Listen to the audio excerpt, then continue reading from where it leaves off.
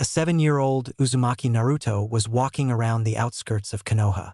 The blonde boy, who was wearing a white shirt with an orange spiral on it, along with a pair of dark blue shorts, as well as 3 strange whisker-like marks on his cheeks, had just pulled his greatest prank to date, releasing a bunch of harmless garter snakes into the girls' bathrooms at school.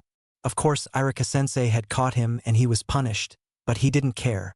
At least he was getting some acknowledgement, although he didn't like the idea of being known solely for his pranks. Out of the corner of his eye, Naruto saw a dark-clad figure lying on the ground in the warm weather and light breeze that made the leaves of the trees rustle in a kind of exasperated way. His mouth twisted into a grin at the fun he could have with the sleeping figure. Naruto crept silently towards the slumbering figure, pen in hand, ready to draw all over the unsuspecting victim. However, when he reached the side of the soon-to-be victim of his prank, he noticed that the man was staring at him with a blank look in his eyes. Naruto froze when he saw this and started to mumble an apology to the man. Sorry, I was just… Yeah, I'm sorry? No hard feelings, right? The boy asked the man, not making eye contact. When he heard no response, he looked at the man, expecting to see the cold fury that people always have on their faces after his jokes. Instead, the man was lying on the ground in exactly the same position he had been when Naruto first saw him. What is he? Sleeping with his eyes open, Naruto thought, a sweat drop forming on the back of his head. Still searching for a prank to pull, Naruto settled for the kick someone in the ribs and run away gag. An oldie but a goodie. Naruto drew his leg back and delivered the hardest kick a 7-year-old could manage. He expected the man to get up and chase him, but instead he simply lay there. Once again walking over to the prone figure, Naruto looked at the man's face, only to notice that it was turning slightly blue. In a moment of clarity, Naruto realized that the figure wasn't sleeping. He was dead. Shocked at his newfound discovery, Naruto turned around to run away, only to find his path blocked by another figure, this one in an ANBU uniform. Naruto was frightened right then. He normally got blamed for things he didn't do, and this was something he didn't do. Hell, he didn't even know what happened, other than he found the guy dead. It isn't what it looks like, he exclaimed quickly.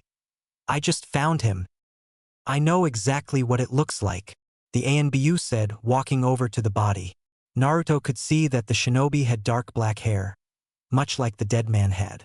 Uchiha Shisui appears to have been suffocated or drowned. Killed by Uchiha Itachi. The masked ninja replied. That's awesome. How you can tell that just by looking at a dead body? Naruto exclaimed, glad that he wasn't being blamed for the death of the man. How do you do that?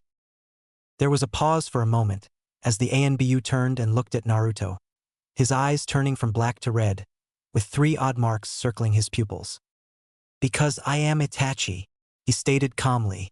Now that you have seen this, I cannot let you live, he said as he drew his sword. Naruto turned to run, but was stopped when the cold metal of an ANBU sword cut through his stomach. The sword was quickly removed, before it was once again slid through his body. Naruto let out a scream, only to find it muffled by the hand of the ANBU. As Naruto slid to the ground, he was rolled over. Before he lost consciousness, he saw the ninja take out a kunai. Then everything went black. The next thing that Naruto knew, he was lying in a bed in a hospital.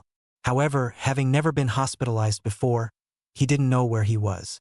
He tried to open his eyes, but found that he was stopped by something covering them. Reaching up to touch his eyes, he felt the coarse but soft texture of gauze. Suddenly he was racked with a fit of pain as the adrenaline of his awakening wore off. He groaned and winced in pain. It wasn't until someone spoke up that he realized someone was in the room.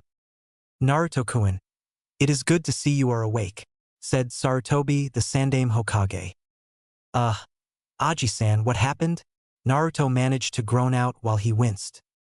It would seem that you were attacked by Uchiha Itachi and thrown in the river, left for dead, Sandaime said.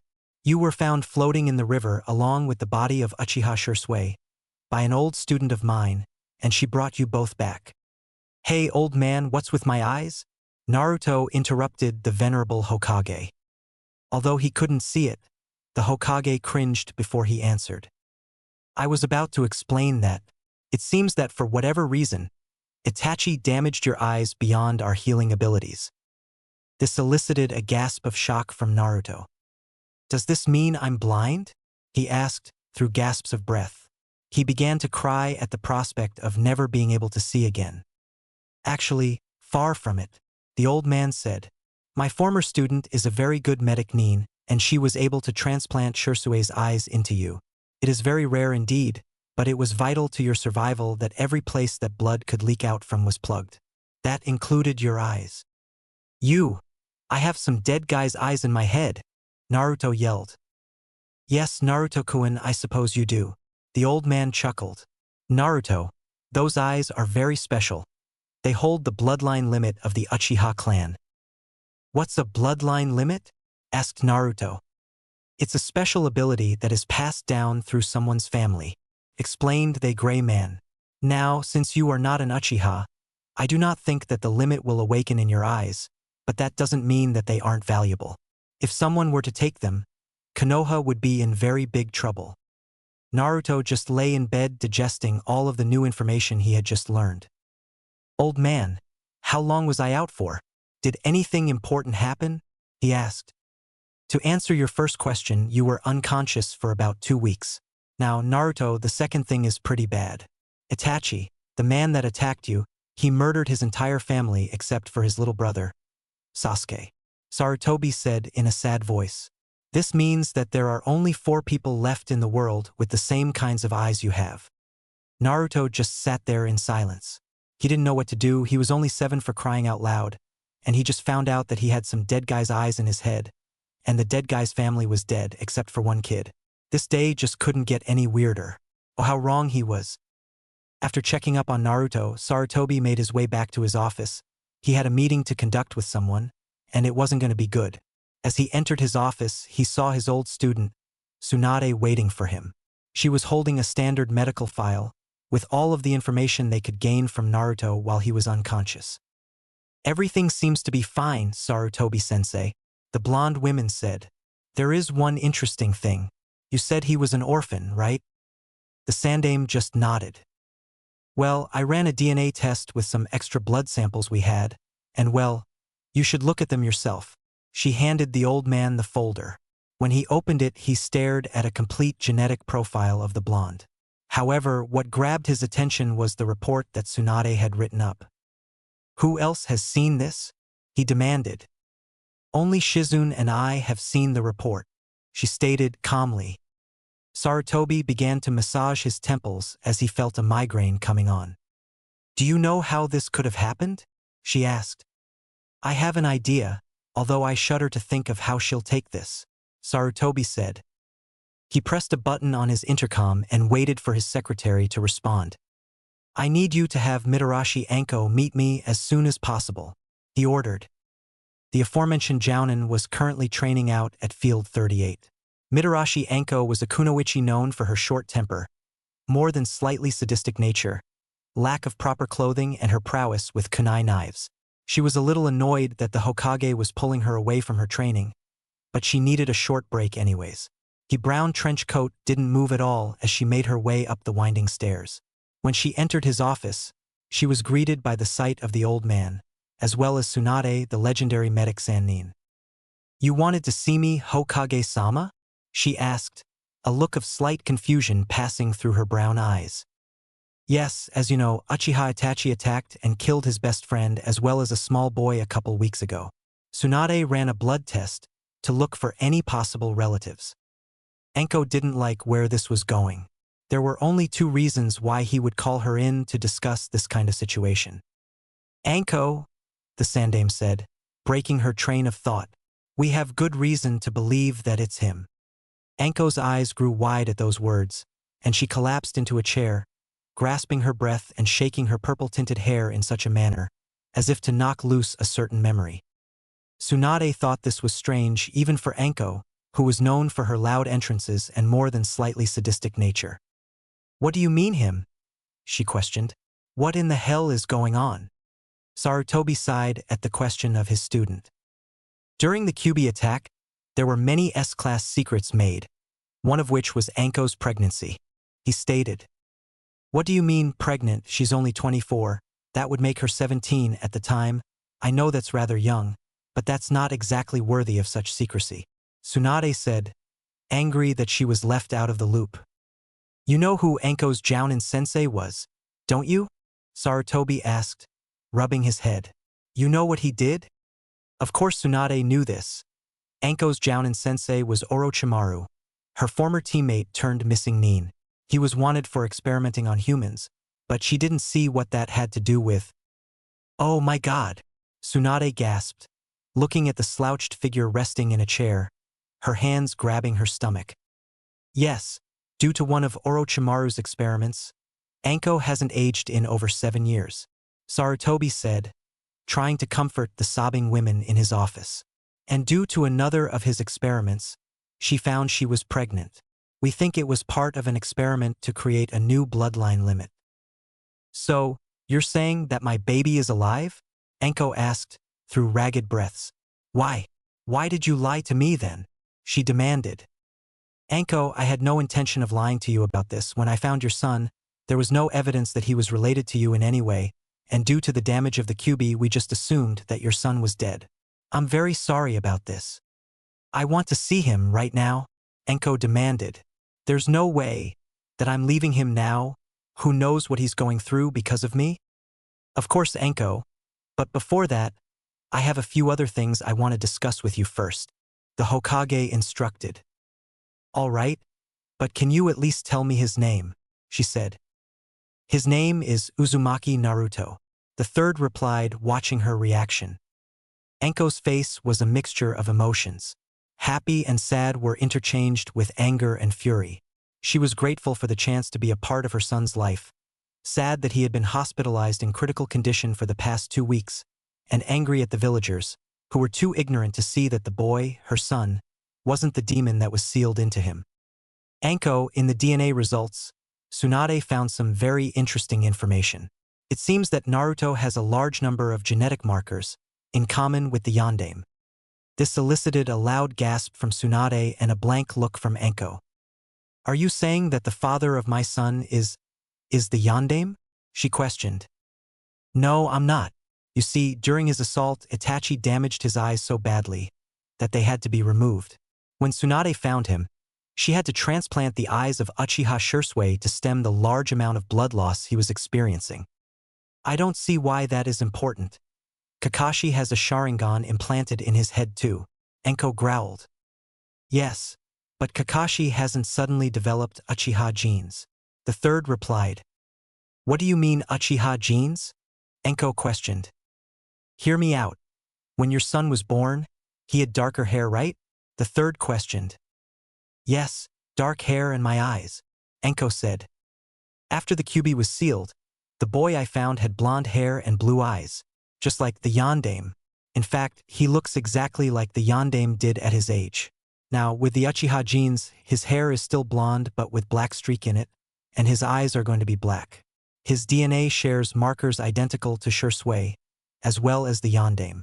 What I think happened was that Orochimaru succeeded in creating a bloodline that would absorb anything foreign that the body was subjected to into the DNA. That way, any descendants of the child would bear the traits as well. Sandaime concluded. I think that before my successor died, he may have transferred, either by accident or intentionally, some of his DNA into Naruto, giving him his former appearance. Wait, what about the QB? Does that mean that he is part demon or something? Tsunade asked, shocked at her sensei's analytical analysis of Naruto's abilities. My son isn't a demon, Anko said, loudly, glaring at the Sannin. Calm down you two, the Sandaime said.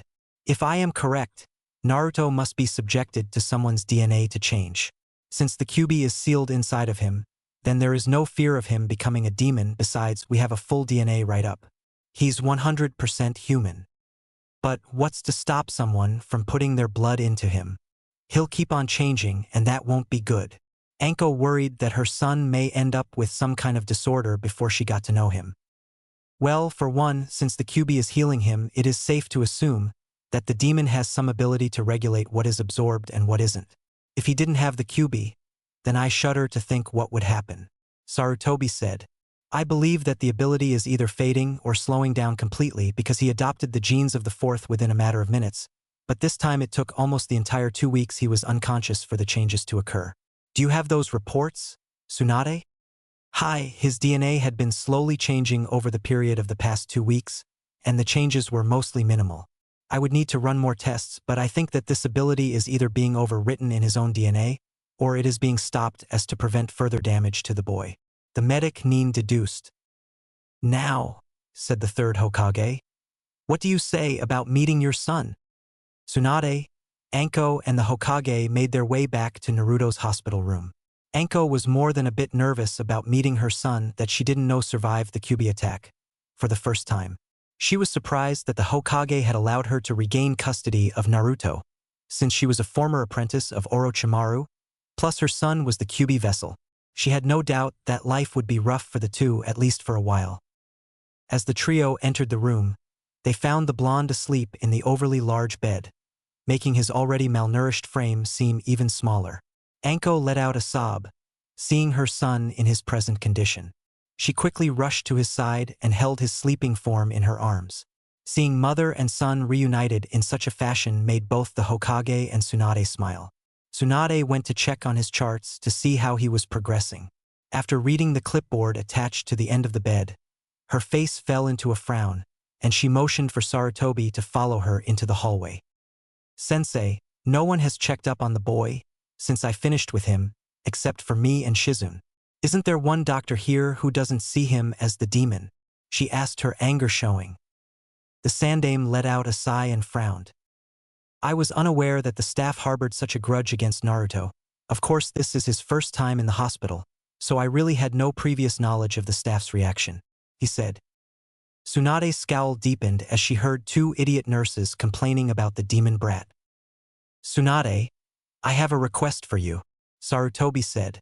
I know that you have lost a lot of faith in this village, but I want you to come back. I would like you to be able to check on Naruto, since you are the only medic Nin not biased against him. If you don't want to take on the role of a ninja again, would you at least consider running the hospital? Tsunade stared at him with a glint of anger in her eyes. I'm sorry, sensei, but that's not happening anytime soon. I'll stay until Naruto is well enough to leave with his mom, but after that I'm leaving again, she said. Suddenly a look of compassion washed over her young-looking face. But I will stop by a couple times a year to check on him and to make sure that his bloodline isn't acting up. Sarutobi just nodded and headed towards the room of Uchiha Sasuke. Sasuke was lying in his bed, depressed after witnessing the brutal murder of his parents at the hands of his older brother, who had then used the Genjutsu Tsukiyomi, Moon Reader, which forced the 8-year-old to relive the murder of his entire clan for 3 days. Right now, the black-haired, black-eyed boy was laying on his side, staring out the window. How are you today, Sasuke-kun? Asked the old man. The boy simply looked over at him, but didn't say anything. He simply rolled back over and resumed moping. Sarutobi was greatly saddened by this turn of events. As the last remaining Uchiha that was loyal to Konoha, he was important to the survival of the Sharingan bloodline. Although, now that Naruto had incorporated it into his own DNA, there were now 2 people who could pass it on to their children. Sasuke, the Hokage started. There is someone I want you to meet. Naruto awoke to find himself in a dark, damp, creepy hallway, with pipes and a faint glow at the end of the hallway. Feeling an irresistible urge to follow, Naruto headed towards the light. When he arrived, he found himself facing a large gate, with a simple piece of paper stuck to the front of it that said, Seal. Suddenly a large pair of blood-red eyes, with black slit pupils leered at the small boy. The first thing that ran through Naruto's mind was, what the hell, followed closely by an audible, what the hell? I can see again. Brat, that's because you aren't in the conscious world yet. You're in your mind. A deep voice echoed through the cavernous hallway. Who are you? Asked Naruto, staring into the red eyes without blinking. I am the great Kyuubi, the voice rang out. But you're dead. How can you be in my head? I must be dreaming, Naruto yelled and then muttered. Okay, I'll cut back from 5 bowls of ramen before bed to 4. I am most certainly not dead, the Kyuubi retorted. I was sealed inside of you by the one you call Yondaime. I am doomed to stay trapped in here until you die, thus taking me with you to the afterlife. Wait, you're sealed inside of me. Naruto's voice was full of shock and surprise. If this was the great demon that attacked Konoha, then that would explain why people always said mean things to him. You're the reason that everyone hates me, aren't you? You're the reason that no one will help me, and no one will let their kids play with me. You're the reason that I don't have any family. The boy screamed, tears beginning to flow from his eyes. Upon seeing the boy, who had stood up to more hardships in his short 7 years of life than most people did in a lifetime, begin to cry, the Kyuubi's eyes couldn't help but soften a bit. Yeah, kid. I'm the reason that everyone hates you. I'm the reason that they keep their offspring away from you. But I think you'll find that you are mistaken. I had nothing to do with your lack of family. The deep bass voice of the legendary fox rang out. What do you mean, I don't have a family? No one loves me enough to give me one, Naruto yelled. But suddenly, the cage began to dissolve around him, along with the background, and Naruto slowly felt himself wake up. Sarutobi and Sasuke entered a room to see a woman who had dark hair that almost looked purple, holding a boy with blonde hair and bandages over his eyes. Both were sleeping, the women holding the blonde to her chin.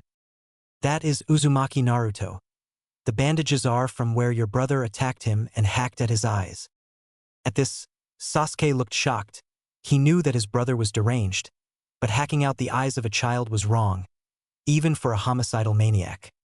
To save his life, a student of mine transplanted the eyes of one of your clansmen into Naruto. He'll have the Sharingan, and due to his bloodline limit, he will be able to pass it on to his children. The third explained. Hokage-sama, why are you doing this? Sasuke asked. The third smiled at the young Uchiha. Naruto is, or rather, was an orphan. The woman you see with him is his biological mother. Since Naruto was born during the Kyuubi attack, records were messed up and they were separated. I thought that since the two of you share the same bloodline, that we should keep you two together, that is, if you would like to. The third explained. Do you mean, live with them? Sasuke asked, with a hint of joy in his voice. If you want to, then yes, Anko is a jounin, so she has many difficult missions that may last a long time. If you were to join them, she wouldn't have to worry about Naruto while she was away. The third explained. I would like that a lot, if they would have me, Sasuke said after only a few seconds of thought. The Sandaime just smiled and walked the boy back to his room. He would talk with Anko and Naruto about this later. If she refused, he could always make it a mission. Naruto could feel someone's arms around his shoulders in an embrace he was unfamiliar with. This wasn't some villager trying to kill him. There wasn't any pressure on his neck. This felt almost good. But no one loved him, maybe it was the Hokage. Naruto shifted a bit, letting out a quiet groan from his stiff back muscles. He felt the person who was holding him recoil and gasp. I knew it. Another person who hates me, Naruto thought. Suddenly the arms appeared again, this time in a full-fledged hug. Naruto heard the mystery person, sobbing on his shoulder, as they hugged him. Naruto normally would have pushed this person away, but something about the hug caught him off guard. He was too stunned to ask a question, although he quickly recuperated and was about to ask one, when he heard the door open, followed by a number of footsteps, and the protective arms of the mystery person retracted. Making up for lost time, Anko? The voice of the Hokage asked. Huh? Old man, who is this? Naruto asked, jabbing his thumb to his right, in what he hoped was the direction of the mysterious Anko. Naruto felt a hand encircle his as the mysterious person spoke. Naruto, I'm... Anko choked on her words, and couldn't finish them. Naruto, this is your mother, Mitarashi Anko, the Hokage said. What? I don't have a mom. You said so yourself. Naruto cried. I know, Naruto, but I was wrong. There are a few things I want to talk about, the first being your history, said Sarutobi. Wait, is this about the Kyuubi? Naruto asked. This completely shocked the two occupants in the room. How do you know about the Kyuubi? Asked the Hokage. I was just talking with the great big fuzzball. He told me about how the Yondaime sealed him inside of me, and how he was the reason the villagers hate me. Naruto replied. It is true that the Yondaime sealed the Kyuubi in you to save the village, but that's not the only thing I wanted to talk with you about, said the Sandaime. Naruto, while you were unconscious, we ran some blood tests to try and find your parents, and it turns out that Anko is your mother. We also found out that you have a very unique bloodline limit. It allows you to absorb people's DNA into your own. You see, when you were born, you had much darker hair and brown eyes, but somehow some of the Yondaime's DNA got into you, which is why you look almost exactly like him, the Hokage said. Naruto just looked shocked, but since his eyes were still held shut, he couldn't stare in the correct direction. The Sandaime continued. Tsunade thinks that your bandages can come off in a day, so we will keep you here for the night. Now, I think that you should get to know your mother better. Without warning, Sarutobi left the two in the room alone, one just happy to know her child was alive, the other digesting the insane amount of information that was just leveled at him. While the two sat in awkward silence, Anko's hand snaked onto Naruto's head and began to stroke his hair. "Oh, Oka-san," gasped Naruto at the unfamiliar contact. "Hi, Naruto-kun. I'm your Ka-san," Anko said, trying to hold back tears. "I missed you, Oka-san," yawned Naruto, snuggling into the unfamiliar warmth of his mother and fell asleep. Anko didn't say anything. She just hugged her son tighter, her tears falling freely again. As the sun crept ever lower in the western sky, Anko moved Naruto into a more comfortable position in his bed and made her way into the hallway. She was hungry and headed towards the vending machine at the end of the hallway. She suddenly felt a presence spying on her from her right and looked over her shoulder at the offending person. She saw the Uchiha survivor looking at her from his room, saying goodbye to the Hokage. As she turned her attention back to her previous task, she felt the old Hokage come up behind her. "Hokage-sama, I want to thank you for allowing me to get my son back. Most of the village would like nothing more than for him to be dead. But I won't let that happen now," Anko said, in an unusually demure voice. "Think nothing of it, Anko. I wouldn't have it any other way. If anyone deserves a family, it is that boy above all others," Sarutobi said. "Actually, I have a question to ask of you. I know that motherhood will be a new experience for you, but I would like to keep the Sharingan bloodline together as much as possible. Naruto will hopefully brighten Sasuke's disposition, and Sasuke may be able to calm your son down a bit." "You're asking me to adopt the Uchiha?" asked Anko. She was shocked that she was being asked to guard possibly the most important bloodline in the entire village. "Yes, Sasuke has already expressed his wish to live with the two of you, should you wish to take him in. I'm afraid for him. You see, not only did Itachi murder his parents in front of his eyes, he's caused the boy some serious mental trauma. I'm afraid of what would happen to him if he was left alone. All he seems to do is brood, but when I mentioned the possibility of a new family, his eyes picked up immediately," Sarutobi explained. I'm honored, Hokage-sama, but I'd have to talk with Naruto first," Anko said. "Of course," said the Sandaime. "Would you at least like to meet him?" he asked. Anko removed her purchase from the machine and nodded her head. "Well then, I'll bring him by tomorrow when Naruto gets his bandages off," Sarutobi said and left the hallway. Anko simply returned to her son's room to dream about life with a new family. The morning sun rose, and with it Anko's eyelids. As she rubbed the sleep from her eyes, she looked at the sleeping form of her son. His blonde hair was streaked with lines of Uchiha black, and the new genes had even given his normally unruly hair a bit of a lean, causing the hairs on the top of his head to lean towards his arms, although it was slight.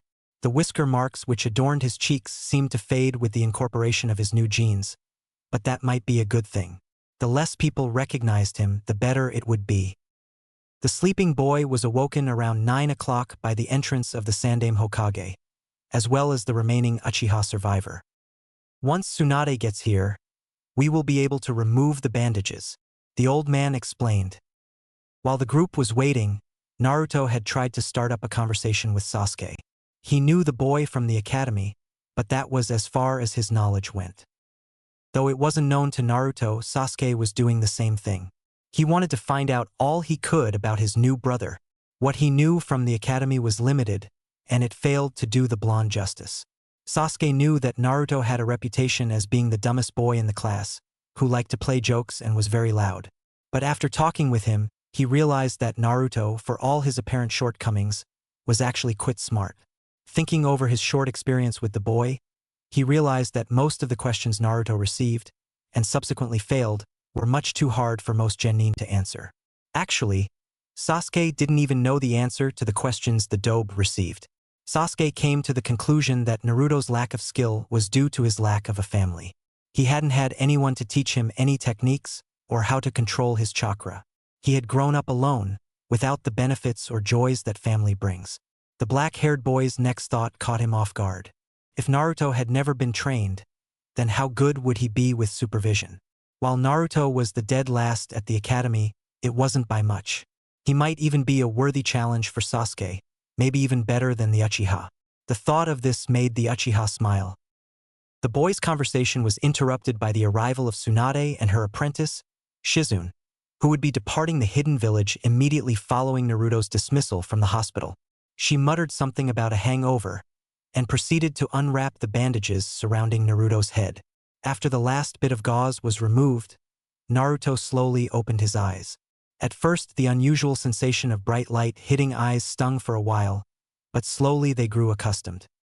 The crowd in the room was looking at the boy expectantly, waiting to hear his reaction. Sasuke immediately saw the Uchiha eyes and noted with happiness that the boy looked almost like an Uchiha, with his darkly streaked hair and deep black eyes. He was happy that even if the person staring back at him wasn't a true Uchiha, that he had at least found someone who was like him. Naruto was just happy to have his sight back. He blinked a few times before taking note of the people in the room. He recognized the Hokage and Sasuke, but there were 3 new people in his room that he had never seen before, including his mother. Naruto looked over his shoulder at the purple-haired Jounin and stared into her brown eyes. Although he looked nothing like her, he knew instinctively that she was his mother. "Ka-san." The boy cried and quickly enveloped Anko in a fierce hug. "How do the eyes feel?" she asked, returning the hug. "They feel fine," the boy replied. "Can I see what they look like?" Tsunade pointed her thumb over towards a small mirror over the sink in a corner. Naruto leaped out of bed and quickly made his way over to the sink to check out his new appearance. The black eyes of Uchiha Shisui gazed back at the former blonde. The look seemed almost natural. The only sign that the eyes were transplanted were small scars around the corners of his eyes, where the originals had been removed. The left eye had a cross running downward towards the bridge of his nose, and the right eye had 2 scars forming a cross at the far corner. All in all, Naruto liked his new look. The eyes weren't his usual happy blue, but he liked them nonetheless. His hair was now streaked and more limp than before made him look a bit more mysterious, seeing as it actually hid some of his face. However, the thing he was most happy about was the fact that those ugly whisker marks had faded. Where there were once 3 lines, only 2 remained, making him look less like the fox that was trapped inside him. "This is so cool," Naruto said, responding to his new look. "I'm glad to hear that you like your new look, Naruto," the Sandaime said. "I have a question for you. I want to know how you would feel having Sasuke as your brother." "You mean, since he's an orphan too, you want him to live with Ka-san and me?" the 7-year-old asked. The Sandaime chuckled to himself, seeing how intelligent Naruto could be. "Yes, I would like for your mother and you to adopt Sasuke, so that all of you can have a family, even after such tragic events." "That would be so cool. What do you think, Ka-san?" the loudmouth asked, heading back to be closer to his mother. "I don't mind as long as you don't," Anko responded, smiling at her sons, ruffling their hair. "Now, I believe, there is the matter of getting used to your new eyes," the Hokage said. "Naruto, you'll need help to use your eyes correctly, and there isn't any real point in separating you two since it would be nice if you both activated the Sharingan. I'll have some specialized training set up for the 2 of you starting next week. Until then, I suggest you get to know each other better." The old man smiled and exited the door, leaving the 3-person family alone for the first time since its conception. 1 week later, the 2 boys found themselves waiting to meet their new sensei. He was currently running a good hour and a half late, and both boys were beginning to wonder if he'd ever show up. Yo, sorry I'm late. You see there was this kitten, and it was caught in a tree, a voice said, approaching the two young ninjas in training. The two looked at the newcomer with identical stares of both disbelief and anger. He was a tall man with gray hair, although he wasn't old, and it stuck up in many different angles, not unlike Naruto's old hair. He was wearing dark pants and a dark shirt under the standard issue jounin vest, as well as black fingerless gloves that had a metal plate on the back of the hand to block swords. The most peculiar aspect of the man was his Konoha head protector was pulled over his left eye, completely obscuring it, and he wore a mask that effectively covered his face and nose. You two are Sasuke and Naruto, I assume? The silver-haired man asked the bewildered boys. They just nodded their heads looking at their sensei. Well, they didn't know how he seemed. There was something about him, he seemed dangerous, even if he was an hour and a half late. Why don't we introduce ourselves? You can tell us your likes, dislikes, hobbies, dreams for the future, those kinds of things. I'll start off. My name is Hatake Kakashi. I don't feel like telling you my likes or dislikes, my dreams for the future. I have a lot of hobbies. He finished, giving absolutely no detail in his cryptic answer. Great. All we learned was his name. The boys thought to themselves. Well, my name is Uchiha Sasuke. I like my family and training. I have a few things that I don't like. My hobbies? I guess I don't really have any. As for my dreams, I want to start my own family, and I want to help my family accomplish their goals. The raven-haired boy said. He didn't mention Itachi. I guess that's a good thing, Kakashi thought. My name is Mitarashi Naruto. I like my family and ramen. I dislike the 3-minute wait for the ramen to cook. My hobbies are training with my brother and mom and trying all the different types of ramen that I can find. My dream is to become the Hokage and help my family with their dreams. He finished. Ramen-obsessed boy, but he's got a hard dream, Kakashi thought. He stared at the boys before him. Sasuke in his usual blue t-shirt and shorts with the red and white Uchiha fan on the back, and Naruto, who had taken to wearing black shorts with a bunch of pockets on them, with a white shirt. The interesting thing about the shirt was the clan symbol on the back. It seemed to be a mixture of the orange swirl he had donned under the name of Uzumaki Naruto and the Uchiha fan. It was an orange and red swirl, divided just as the Uchiha fan was. Well, my job for the time being is to help you two learn to harness the power of the Sharingan. Sasuke, since you haven't awoken yours yet, we'll be doing drills and exercises to help you and Naruto. Since you have fully developed Sharingan already, you just need to learn to use the correct amount of chakra to activate them. You'll be doing mostly chakra control exercises. Both of you will do drills with me until you get the hang of the Sharingan, Kakashi explained. After their first day of practice, Kakashi pulled Sasuke aside, since Naruto was being stubborn and still practicing his chakra control.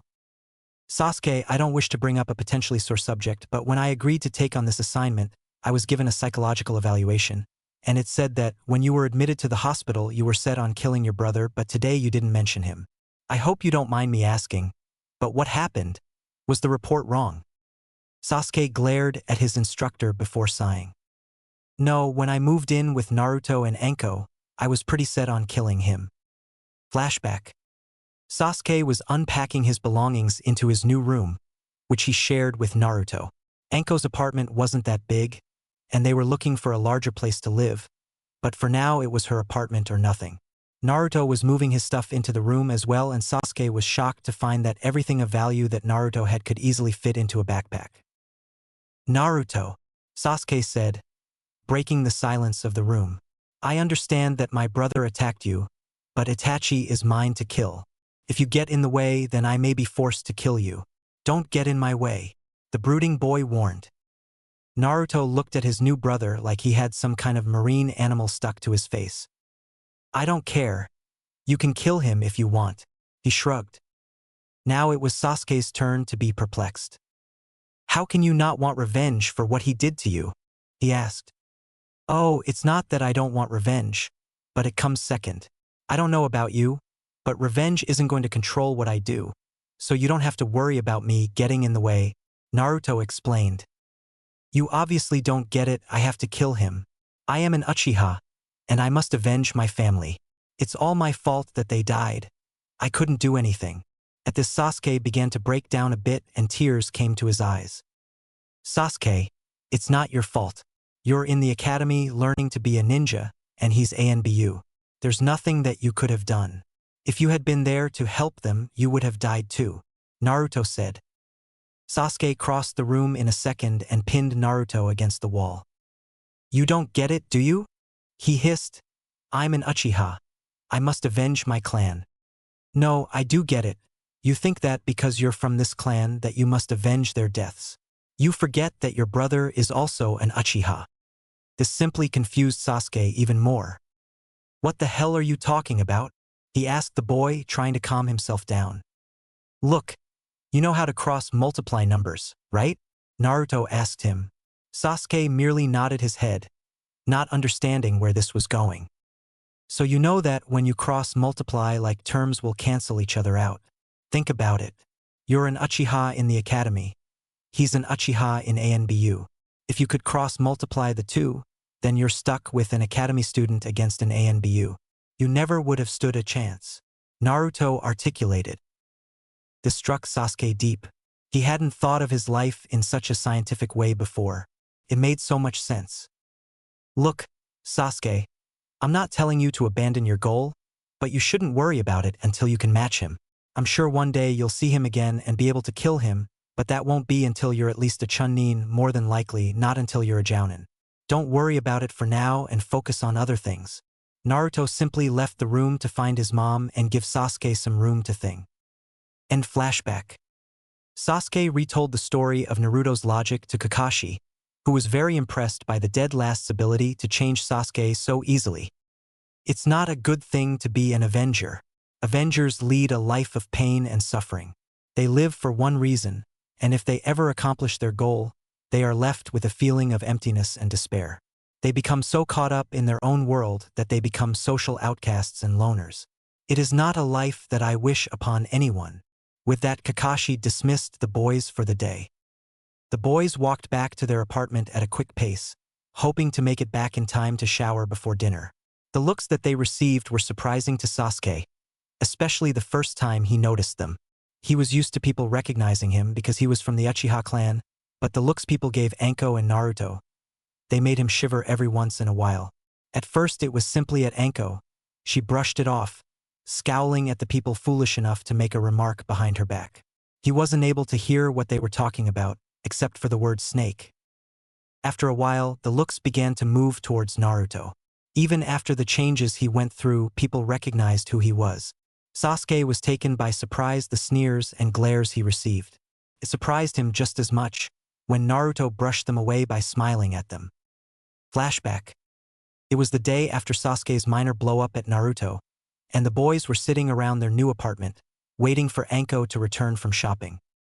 Hey Naruto, why didn't you go with your mom? Sasuke asked.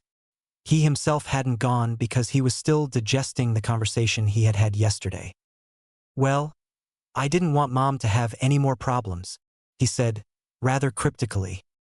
What do you mean? How could you cause problems for her? The full-blooded Uchiha asked his brother. Naruto looked at his feet, swinging them in front of his body. You saw the way people look at me, right? He asked, keeping his eyes rooted on the floor. Yeah. They look at me like that because I have the QB sealed inside of me, he said quietly. Suddenly, his voice took a much more serious tone. Look, I don't care if you hate me, but if you use that to hurt Kasan, then I'll kill you. Sasuke was shocked. The reason that Naruto had grown up without any kind of care was that he had a demon sealed inside of him? That didn't make any sense. But that would explain the looks the younger boy received, as well as Anko. As the mother of the QB vessel, she was probably seen as an anathema. Not to mention the hisses he heard yesterday, first calling his adopted mother a snake, and then openly hating his adopted brother. Naruto, I don't hate you, it's just a lot to take in, Sasuke stammered. The rest of the day was spent in silence, waiting for Anko to return with dinner. She seemed to notice the look on her son's face, as well as the look of heavy contemplation that graced Sasuke's face. When she asked what was wrong, Naruto denied that anything was amiss, and Sasuke simply shook his head. That night, when the boys were lying in their room, sleep had decided to fail them. Hey Naruto, Sasuke started to speak but paused for a second. I don't hate you for the QB. I think you're actually pretty brave to put up with all the stuff you do. Naruto turned over to the boy and, although Sasuke couldn't see him, stared at the boy. Then Naruto returned to his previous position and tried to go back to sleep. Before he managed to find refuge though, he said, "Thanks, Sasuke. You're the first person I've told besides the Hokage and Kasan. So this means a lot to me." The boys remained silent for the remainder of the night before finally falling asleep. End flashback. After that day, the three people living under the roof of Anko's apartment could actually feel like a family. Sasuke and Naruto acting as each other's brother and Anko as a mother to Naruto and a surrogate mother to Sasuke. That night Sasuke had made a decision that he would protect his new family. He didn't know that Naruto had done the same thing. The next few months passed quickly for the two boys. Between the academy and their training with Kakashi, they had little time for other activities. They would attend the academy until 3 in the afternoon, and then train with Kakashi until 5 or 6 and then return for dinner. Anko proved to be a very capable mother, caring for her two sons and keeping up with her duties as a jounin. She would often be seen sparring with Naruto and Sasuke or simply chasing them if they were running late for any reason. As remarkable as Anko's transformation was, the most noticeable changes were in Naruto and Sasuke. Sasuke had, for the moment, given up on avenging his family and embraced his foster mother and brother. Without feeling the need to measure up to his murderous brother, he became almost social. He still abhorred the attention he received from his fangirls, but he would make attempts to meet the other people in his class. It had taken him a while, but almost 5 weeks of constant training and different combat scenarios with Kakashi and Naruto had awoken his Sharingan. It wasn't complete, but he wasn't expecting it to be, and was actually quite happy when he noticed that his right eye had 2 of the strange coma-like marks in them instead of 1. Naruto had changed the most. With the love of his mother and the attention of his brother, he quickly gave up his prankster ways and devoted himself to both his schoolwork and training. It had taken him almost as long as Sasuke to reawaken the Sharingan, but he finally did, if only 1 day before his brother. He was leading a happy life now, and a large part of that was due in part to Sasuke. Before, the majority of the village had harbored grudges or hatred against the boy, but now about half of the village was reconsidering their previous opinions. One half of the village was convinced that Naruto had conned the remaining Uchiha into being his brother, while the other half were convinced that Sasuke could do no wrong and thus accepted Naruto as part of society. After the training with Kakashi ended, the boys continued to train together and further their skills. Sasuke remained entrenched at the top of the class, but Naruto was quickly climbing the ladder and was closing in on the middle of the class. Naruto was constantly trying to find out if he had absorbed any more bloodline limits, so far unsuccessfully, and learning how to integrate the Sharingan and some of his new Katan techniques into his fighting style. Naruto had never learned any type of rigid taijutsu style, and he liked that. It gave him an unpredictability that he found helpful. Sasuke had continued to train in the basic academy taijutsu, but he did thrown in some moves he learned from Anko and Naruto to give his arsenal more variety. He had also picked up Anko's love of kunai and other throwing weapons. He didn't have the experience that his adoptive mother did in close-range combat. His throwing accuracy wasn't bad, and he consistently hit his mark with little or no effort. It was during one of Sasuke's throwing exercises that Naruto finally discovered another bloodline. Once again, Sasuke was trying to throw 10 kunai and have them deflect of each other to hit 10 separate targets. He had gotten to the point where he could hit 8 or 9, but the 10th continuously eluded him. Jumping into the air, he took a breath to calm himself down and focus on his task before he released the throwing knives. Sweeping his arms out, Sasuke released the metallic objects from between his fingers and began to right himself for his descent towards the ground. Clink, clink, clink, clink, clink. The knives bounced off of each other and Sasuke ventured a look at their trajectory. With 9 simultaneous thuds, 9 of the kunai embedded themselves into the intended targets. Damn, still only 9. Now where is that other one? He thought. He heard the yelp of his brother and figured that his kunai might have gone off course more than he had thought. What he saw confused the Uchiha to no end. Naruto was sitting in the shade of a large tree, and there, not a foot in front of the younger boy's face, was the kunai, floating in mid-air. Old man, Naruto yelled as he burst into the office of the Hokage. Something happened and we don't know what it was. But it was cool. We figured you would know, so we came here. Upon hearing the "we" in the statement, Sasuke walked into the room. Why don't you tell me what happened and I'll see if I can help you boys? The venerable Hokage said, smiling at the close kinship the two shared. I was taking a break from climbing trees when one of Sasuke's kunai came flying at me. I panicked because I didn't have time to block it, so I put my arm out like this. He raised his right hand in a warding motion, while he used his left arm to cover his head, and when I didn't get hit, I looked and it was just floating in the air. This confused the Hokage. He had never heard of something like this. Is it a kind of chakra shield? He asked. No, we figure out that it could only repel metal objects. I tried throwing different things at Naruto, and the pebbles, dirt clods, and my sandal all got through, but he can stop kunai and shuriken in midair. Sasuke explained. That's why we came here. Either it has something to do with metal, magnets, or this field only stops deadly things. The Hokage thought about this for a minute. I have an idea how we can find out. He took out one of his many paper weights and laid it in front of Naruto. Try to change the shape of this, if you can, Naruto, he said. Naruto concentrated on the paper weight, which was shaped like a leaf, and willed it to become a simple block. Nothing happened. He tried for 5 minutes, concentrating on the leaf and willing it to change, but it never did. Well, I think we can say that your ability isn't to control metal, the Sandaime explained. I also think that your own tests show that it isn't some kind of force field, so I believe, Naruto, that you have a very rare bloodline that was originally from Tsunagakure. Their Sandaime had the ability to control magnetic forces, and used it to control small pieces of metal for his jutsu. Naruto and Sasuke stood there with their mouths agape and stared wide-eyed at the gray-haired man. That is so cool, Naruto yelled in triumph. I have a bloodline of a Kazekage. Yes. I suggest that you practice both repelling and attracting different things. It could come in handy someday, the Sandaime suggested. In the meantime, I believe that your mother should be arriving shortly to turn in her report, so why don't you two just wait here for a while? True to his word, Anko walked into the office not 3 minutes later to deliver her report. It was a straightforward mission, guarding the Fire Country's daimyo from a missing nin. It wasn't very hard, and she finished early. When Naruto explained about his new bloodline, Anko smirked and ruffled his hair. All right, from now on I expect to have to try during our kunai duels. This earned a groan from Naruto, who hadn't inherited his mother's love of kunai, much to her disappointment.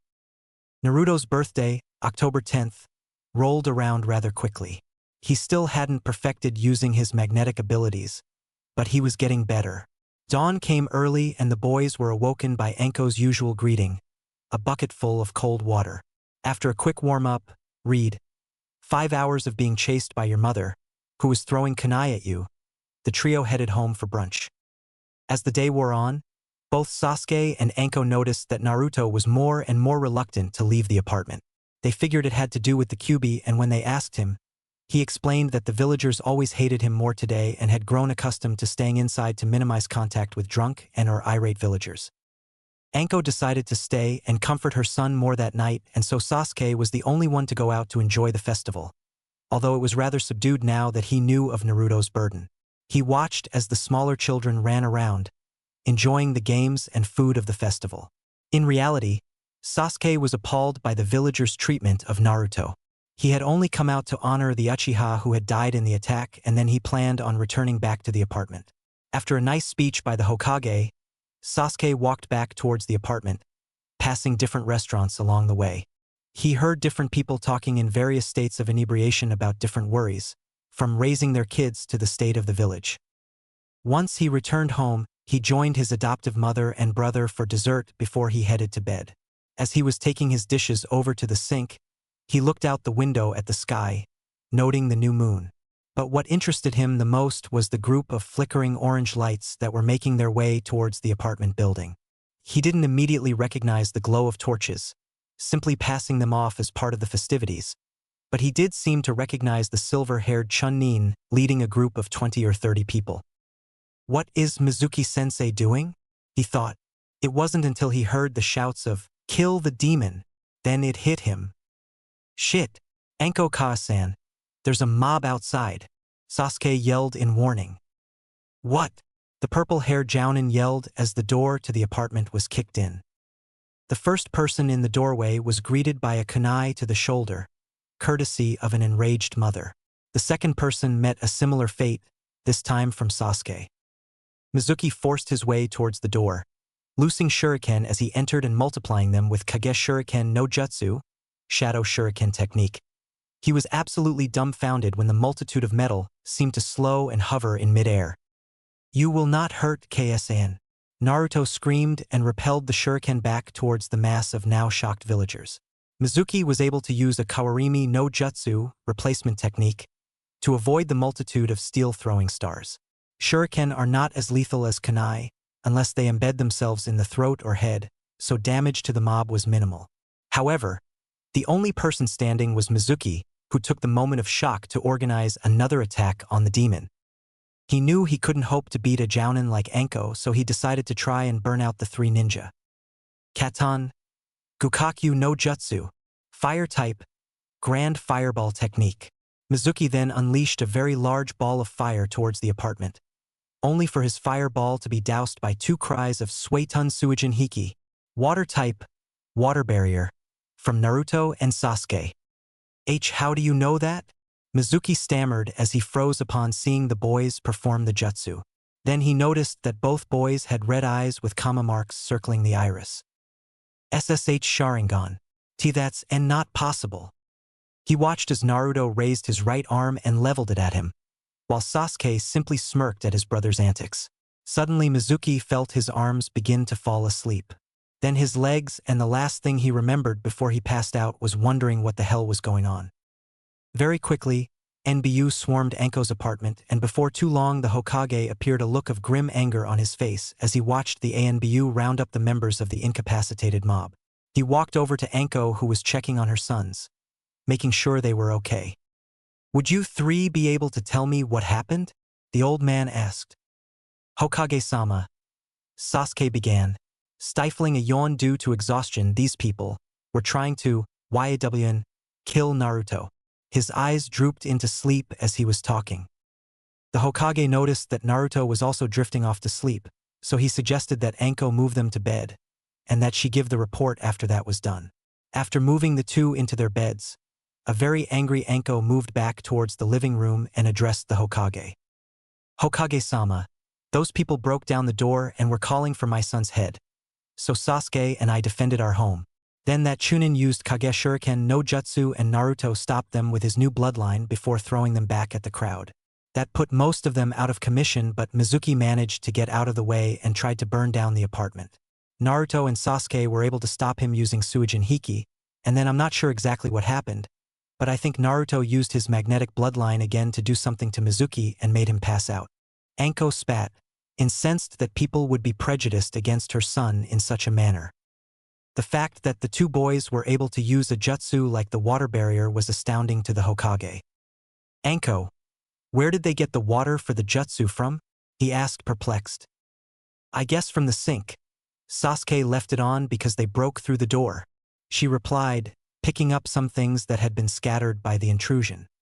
To be able to keep a technique like that up at their age, I believe that we can expect them to grow up to be very strong, the Hokage remarked. The day following the mob attack on Naruto dawned with gray skies, threatening to pour rain, and an unusual humidity for the fall weather.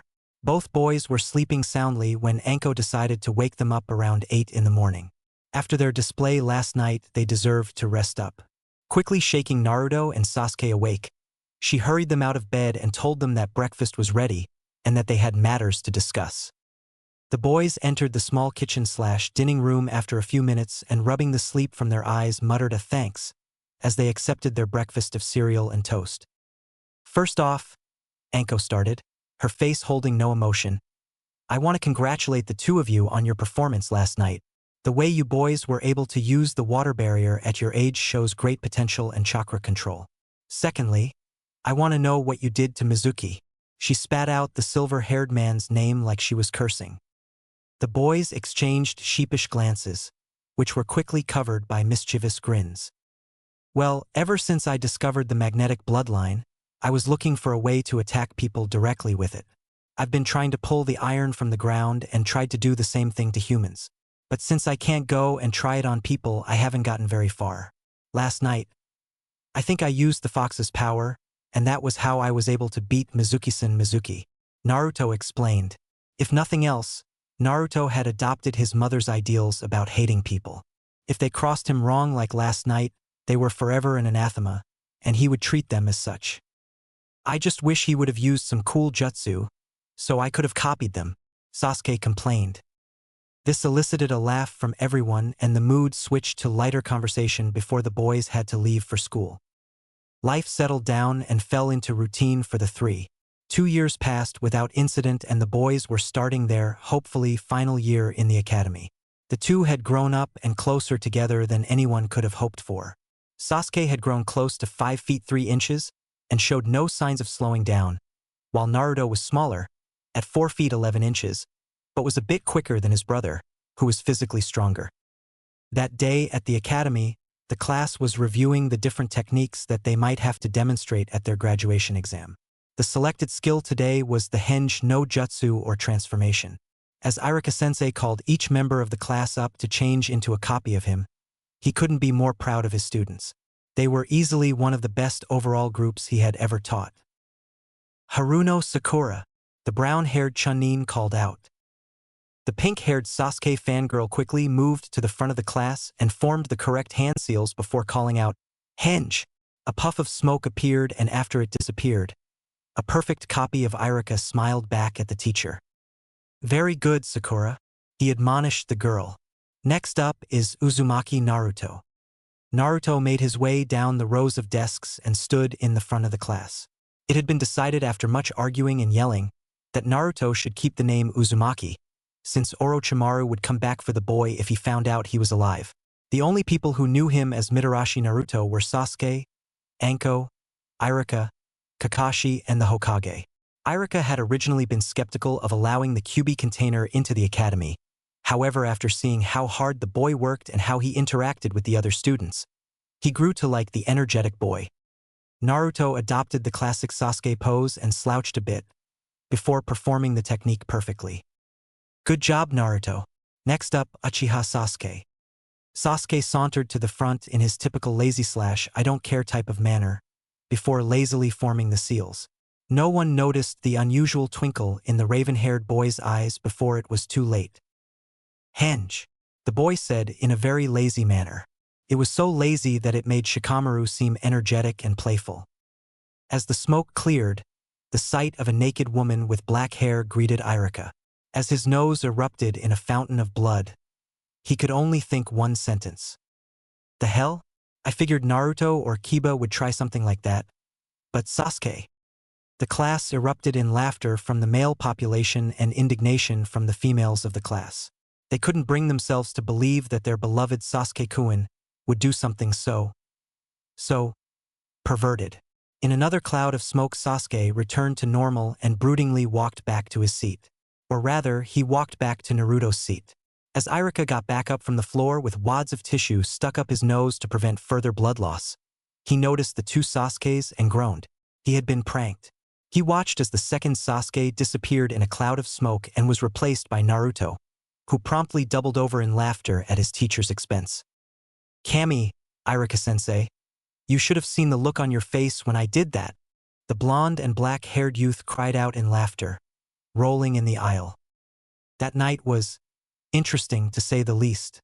Anko was torn between outrage and maternal pride at her son's antics. She was very proud of the fact that he could keep up 2 illusions, which admittedly were his worst skill, and that he had pulled such an elaborate and hilarious ruse.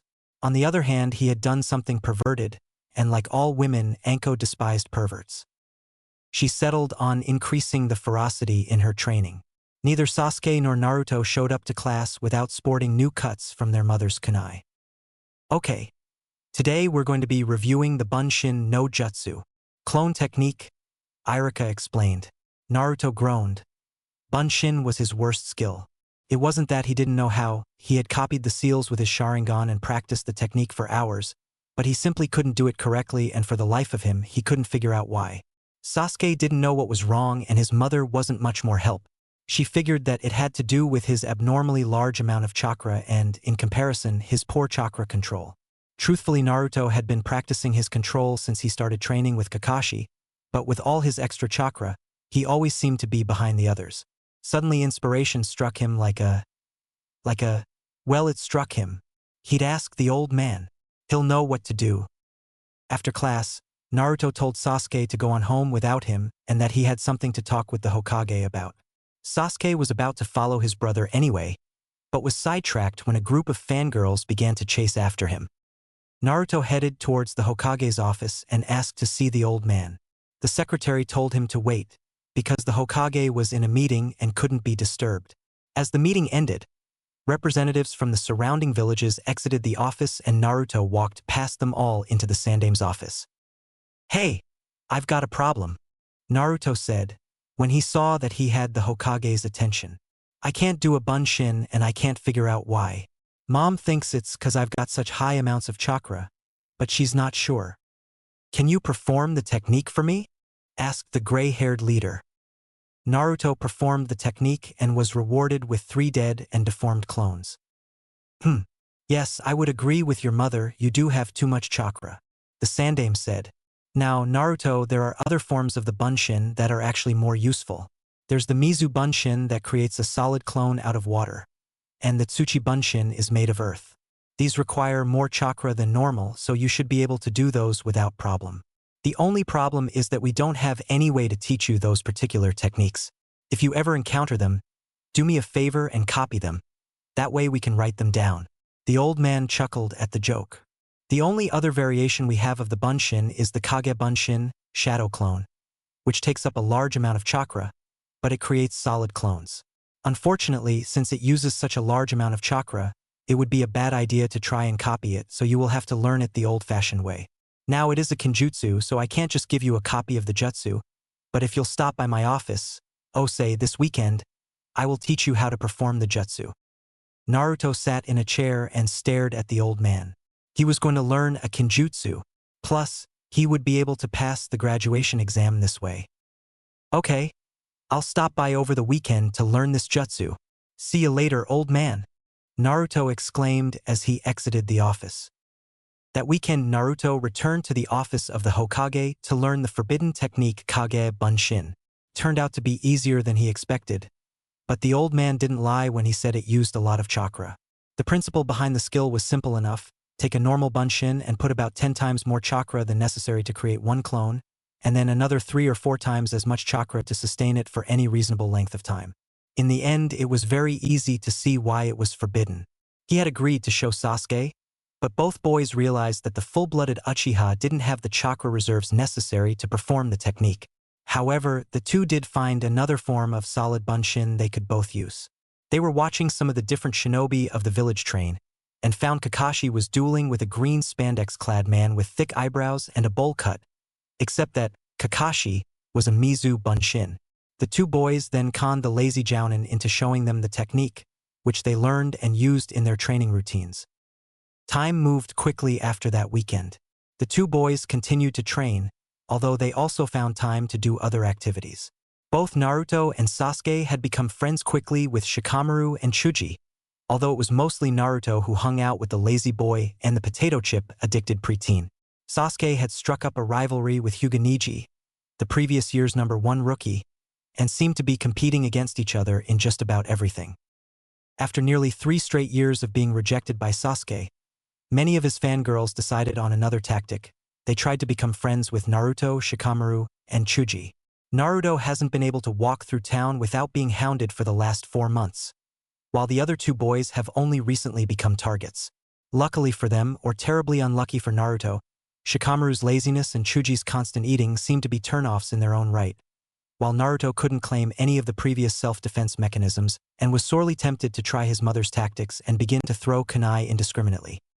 The graduation exams rolled around, and as expected, Sasuke was slated to become Rookie of the Year, while the position of top kunoichi was in a heated argument between Yamanaka Ino and Haruno Sakura, both of whom were gigantic Sasuke fangirls.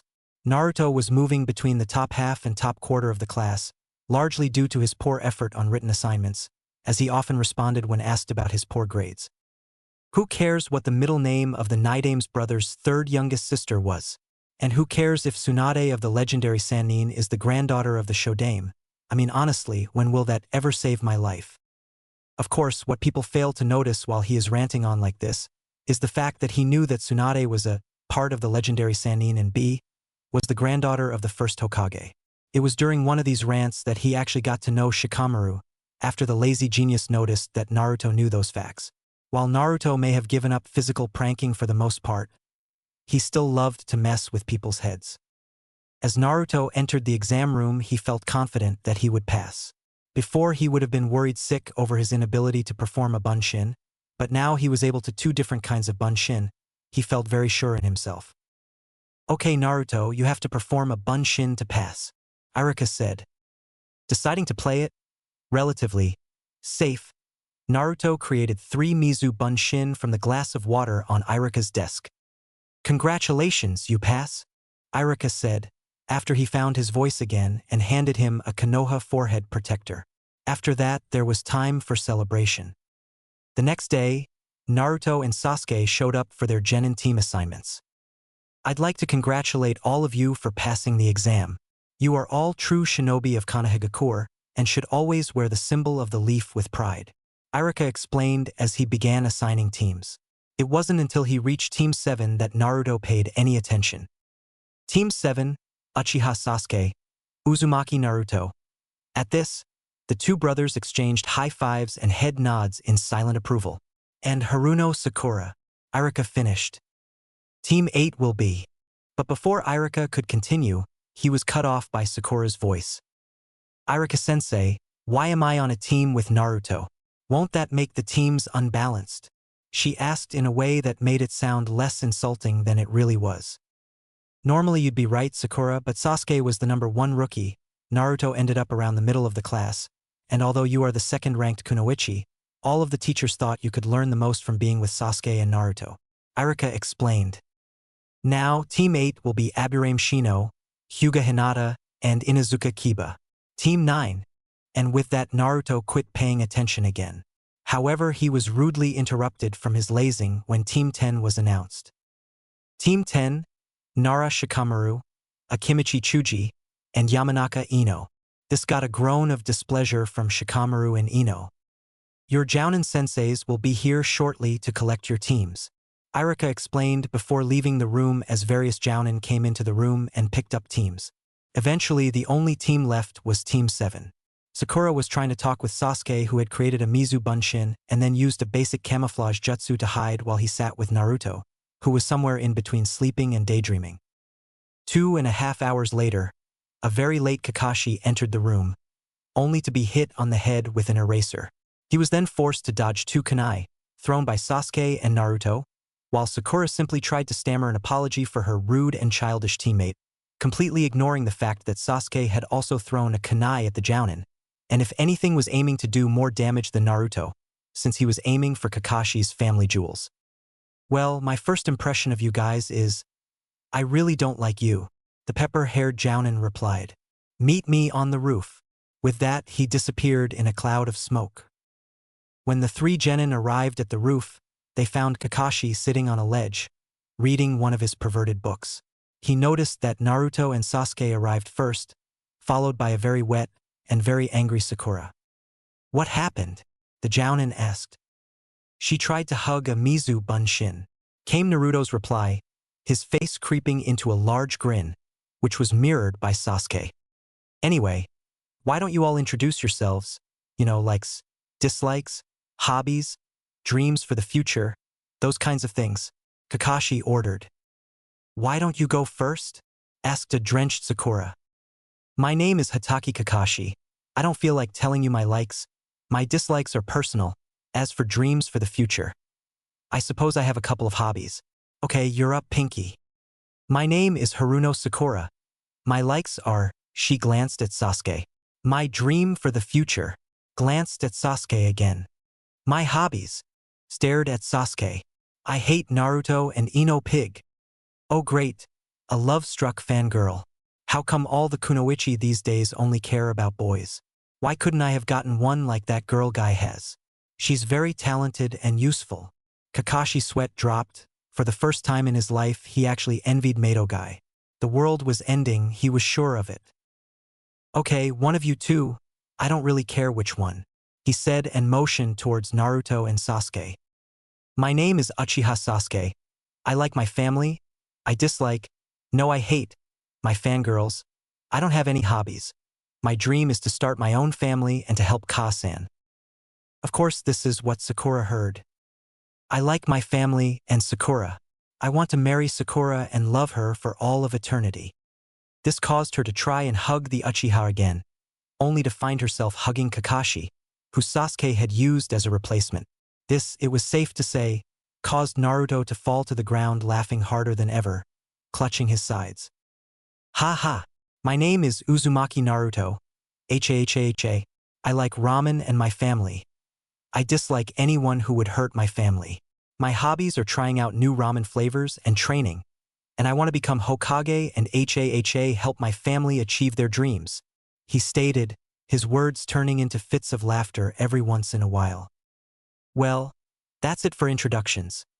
Meet me tomorrow at 7 o'clock at Training Ground 32 for survival training, Kakashi exclaimed as he went to leave. But then he noticed that both boys had their Sharingan active, hoping to copy the technique he used to teleport away earlier. He decided to simply take the stairs. As he walked away, he heard the angered cries from the two. Damn you! We will figure out how you do that cool technique. Sakura was very angry. It was 9 o'clock in the morning, and neither her teammates nor sensei was at the training grounds. Sure, Kakashi had shown up late yesterday, but surely he wouldn't do the same thing twice, right? Wrong. Not only was he late, he was even later than yesterday. Not to mention the fact that Naruto and Sasuke weren't there yet either. Just as she was about to storm out of the area and find her tardy teammates, the two boys in question appeared on the edge of the area, chatting and walking at a relaxed pace. Seeing the two walk in so casually made Sakura's already boiling blood bubble over. What the hell are you two doing? She screamed at the boys when they came in range of her voice. You're 2 hours late. Oh, Sasuke-kun, did that baka slow you down? I know you wouldn't be late if he didn't. She gushed at her crush. The pair was saved from answering her by the arrival of their gray-haired sensei. Yo! Kakashi greeted the team with his standard introduction. You're late, Sakura bellowed at the jounin. Well, you see, there was this dog attacking a mime, and he couldn't call for help, so I had to spend the next hour trying to decipher his gestures. He wasn't very good. Then when I took him to the hospital, he still refused to talk, even to give his name and other information, so that took a while. Kakashi explained. You're lying, Sakura accused bitterly. Anyway, your test is to get these from me, before this timer goes off, Kakashi explained, showing the 3 silver bells. If you don't, I'll send you back to the academy, he drawled lazily. But sensei, there are only 2 bells, Sakura dumbly stated. Yes, well, this exam does have a high rate of failure, their sensei explained. Well, the timer is set for noon, so you've got about 3 hours to get a bell. Begin. With that, the 3 genin hopefuls disappeared into the surrounding forest. Well, Naruto and Sasuke are well hidden. They might actually be able to pass this time, if they can get Sakura to work with them, Kakashi thought while taking note of the surroundings. All 3 genin were hidden well, although he could still see them, but then again, he wasn't a jounin for nothing. Meanwhile, Sakura was watching Kakashi impatiently. She was sure that Naruto would jump the gun and attack their sensei first, but it seemed like he had more sense than she gave him credit for. I must try and find Sasuke-kun, and then we can come up with a plan to get those bells, she thought as she searched the area for her crush. However, she couldn't find him or Naruto. She quietly moved around the shrubs and bushes trying to find the Uchiha heir, but she failed. As time began to tick away, she became more and more worried. If she didn't get a bell soon, she would never be on the same team as her beloved Sasuke-kun. As she was searching, Kakashi found himself occupied with a 2-sided attack from the boys. Naruto attacked from the left and Sasuke the right. The boys targeted his feet, which the jounin easily dodged by jumping in the air, only to meet a pair of kunai thrown from the boys on his way up. He was taken by their thoroughness. The kunai didn't leave him room to dodge them, and so he quickly blocked them. Before he could be too proud of himself, he was knocked back towards Earth by the boys, this time from above. One set must be clones of some sort, Kakashi concluded. But damn, that stung. He was met once again by 2 fists, courtesy of Naruto and Sasuke, his own weight increasing the force of the blow. However, his body was quickly replaced by a section of log. Shit, Kawarimi. Replacement technique, the boys thought, before scattering back into the woods to hide. Meanwhile, Kakashi was nursing an aching back and thanking his lucky stars that the boys were slower coming up than going down. If the attack had been coordinated and struck at the same time, they might have very well gotten the bells. Sakura saw the display of taijutsu from the tag team with mouth agape and eyes wide. Who knew that Naruto and Sasuke could fight so well together? This time she was able to keep her eyes trained on the boys, and she quickly made her way towards the 2 before she was interrupted. Yo! Kakashi's voice traveled to her ears from behind and slightly above her, and she quickly whirled around, kunai in her hand in a defensive stance. But when her eyes caught up to her body, she didn't find her teacher. In fact, she didn't find anything. What she did find was a big black emptiness that engulfed her. Suddenly, out of the darkness, a weak voice emerged, calling for her assistance. Sakura, why you need to? Kakashi. Sasuke's broken voice was quickly followed up by his equally broken body, kunai puncturing his arms like a pin cushion, and he was showing signs of obvious blood loss. Upon seeing her crush's deformed features, Sakura proceeded to promptly faint at the genjutsu she had been ensnared in. Kakashi was watching the kunoichi and sweat dropped at her inability to recognize the obvious mental attack. Okay, maybe Megan. Narukumi no Jutsu, demonic illusion, hell viewing technique, was a little much. Kakashi thought, nah, it isn't a high-level genjutsu or anything. She should have been able to detect it. The report said she'd make a great genjutsu specialist like Kurenai. Now there's a thought, how come she wasn't put with her? Kakashi was unable to think too long. He still had 2 genin to humiliate or test however he felt like seeing it. Much to his dismay, however, the 2 siblings were very difficult to find, causing the jounin to consider using his dogs once or twice. But such tricks shouldn't be wasted on genin, and he decided to follow the sparse clues they left about for him. Twice he thought he had cornered the duo, only to find them to be shadow clones using henge or mizu bunshin. These 2 would be very interesting to teach, the gray-haired man mused.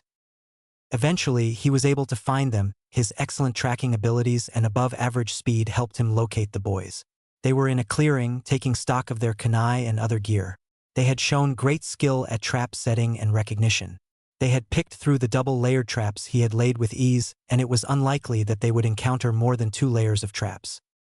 Before he could even greet them, he was forced to dodge a set of kunai courtesy of Naruto and a swift taijutsu attack from Sasuke.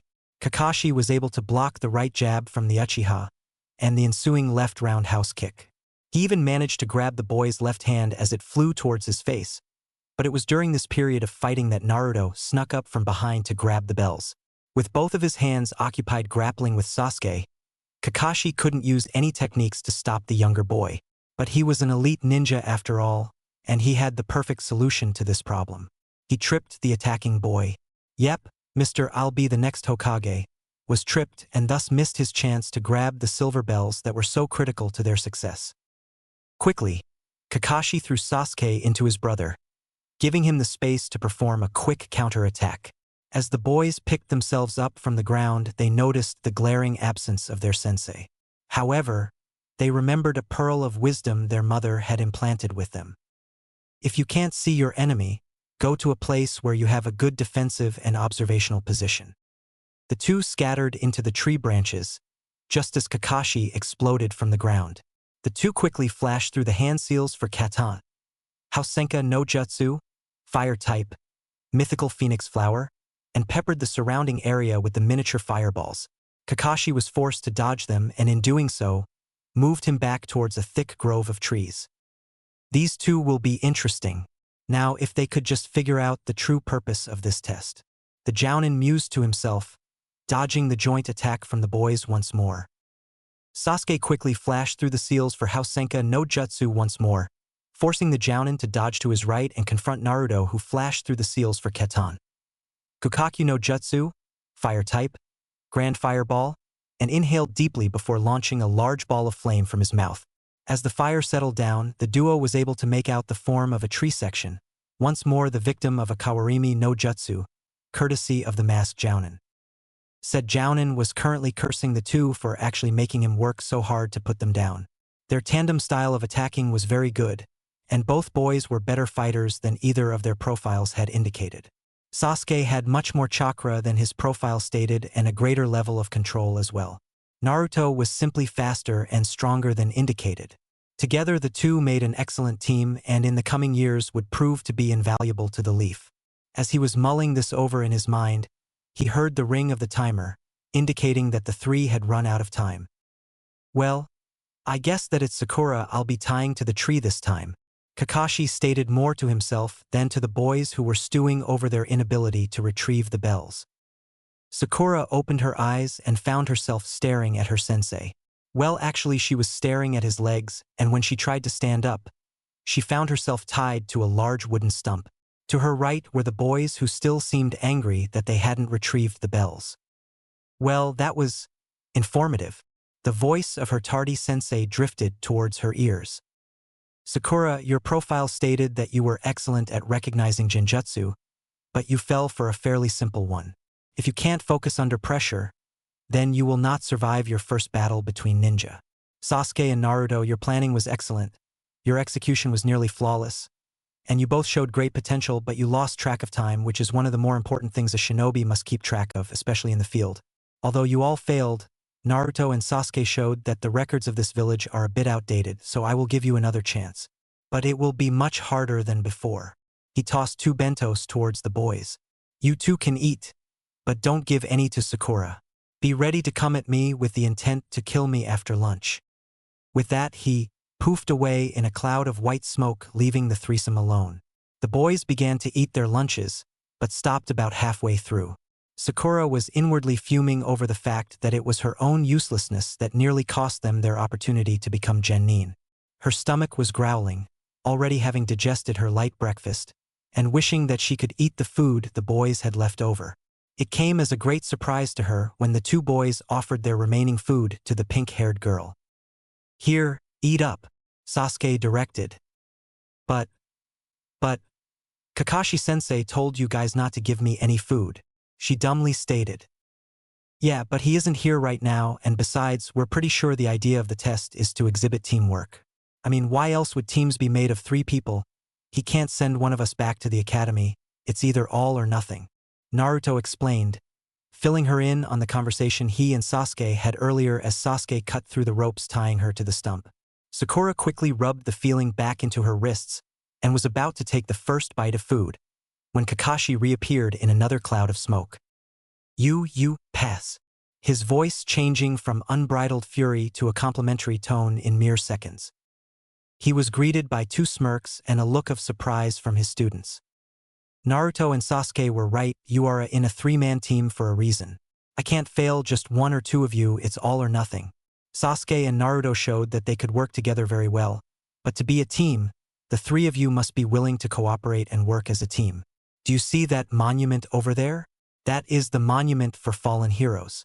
They have all died in the name of this village. Some of them should be here right now walking around, but they aren't because they either couldn't or didn't work as a team.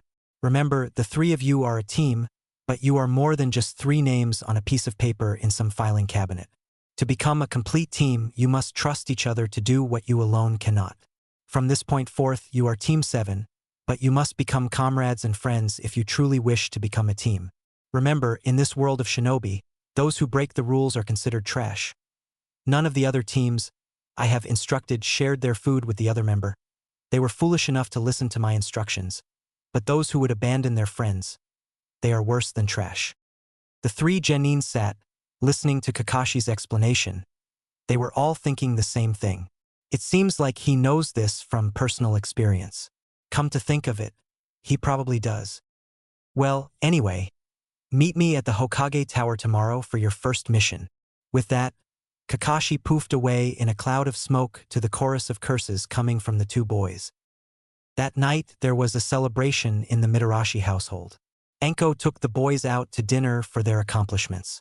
She told the boys that no one had ever passed Kakashi's test before, so she was really proud of them. She bought each of her sons a new set of kunai as well as an imitation of her own trademark trench coat. Sasuke's was a dark blue that almost seemed black and had the Uchiha crest on the back. It had many hidden pockets for carrying weapons as well as other supplies.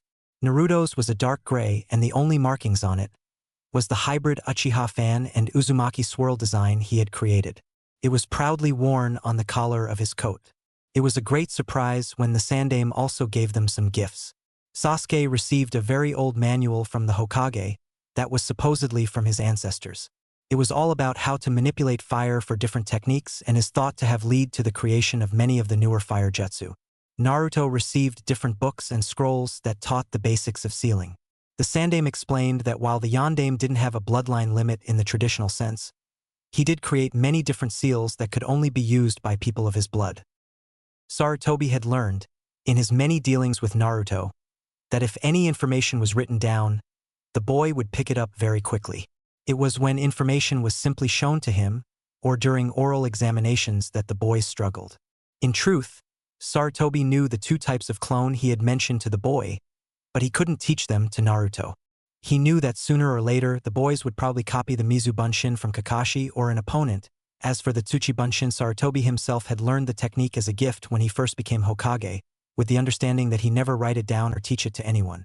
He wasn't going to break the trust of the elderly Tsuchikage over a matter as trivial as a technique. As he watched the family finish dinner and joke around, he couldn't help but be proud. The will of fire was clearly evident in this young generation, and it shone on a bright future for Konoha. Anko was exceptionally proud of her sons. However, she also was a bit weary for them. Naruto had never been outside of the village, both for his own safety.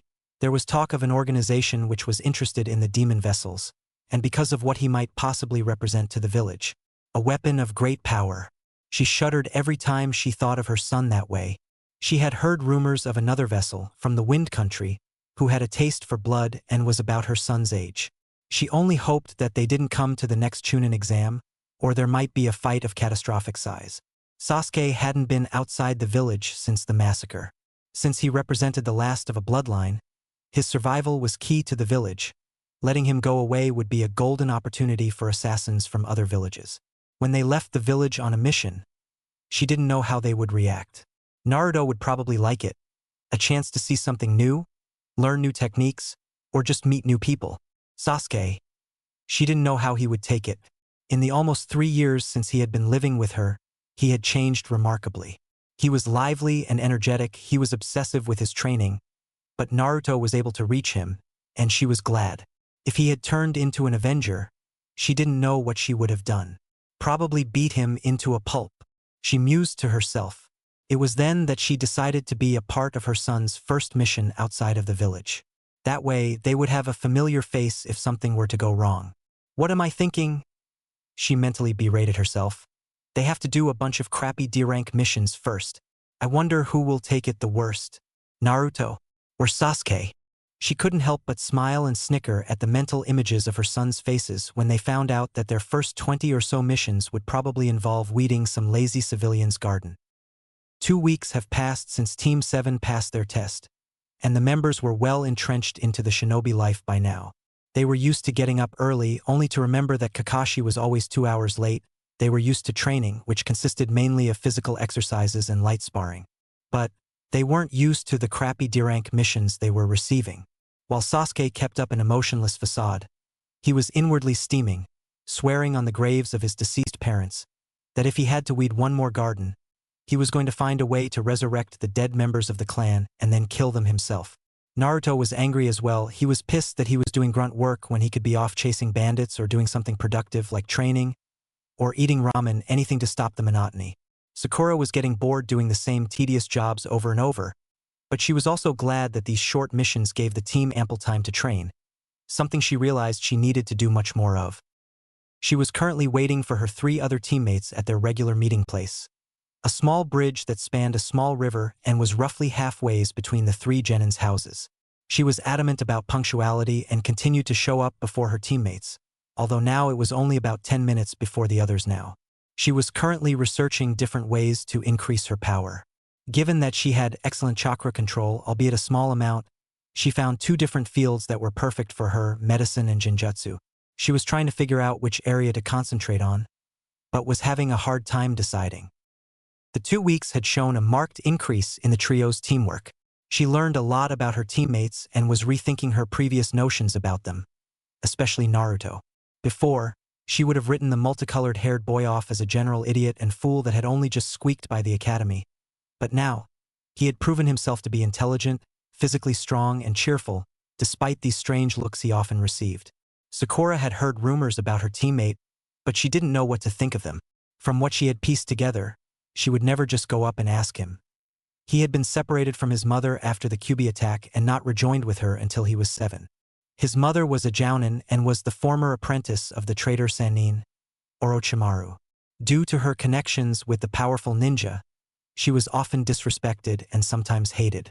For whatever reason, Sasuke had moved in with the two and had been living with them since his family died. But just because the people don't like his mom, do they really hate him? She thought.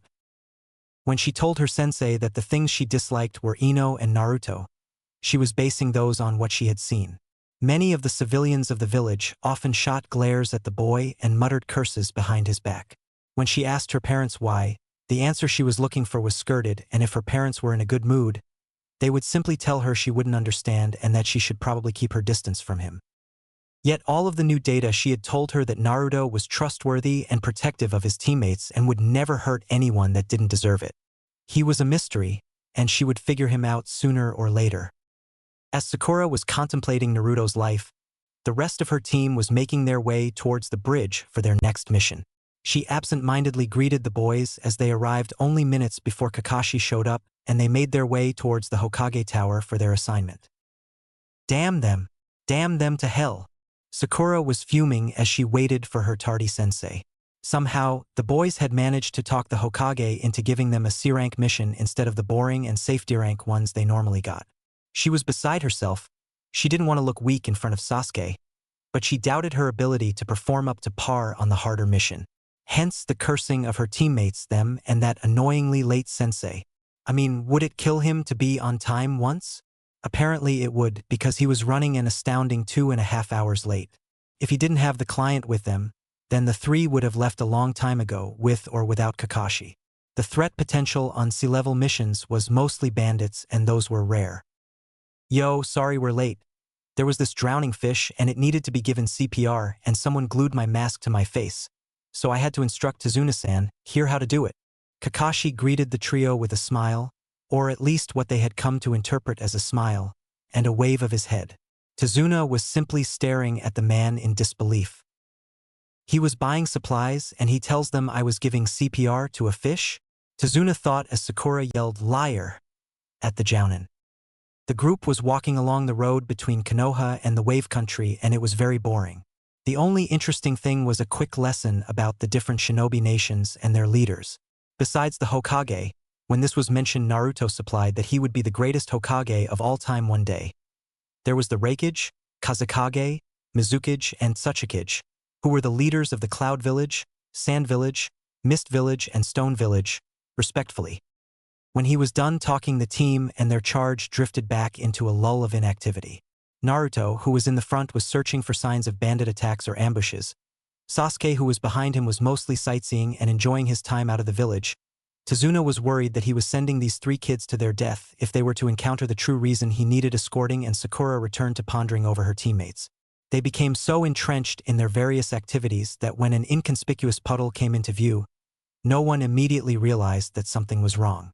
Kakashi was the first to notice that a rather large puddle had formed in the road when there hadn't been any rain for days. Naruto probably would have overlooked it if he hadn't been bored and activated his Sharingan. It was a habit he had developed, although he wasn't sure why, but if he got bored, he would activate the Sharingan and try to copy new jutsu or just the way people acted and walked. On this occasion, he saw the chakra flowing from the deposit of water and silently signaled Sasuke that there were enemies about.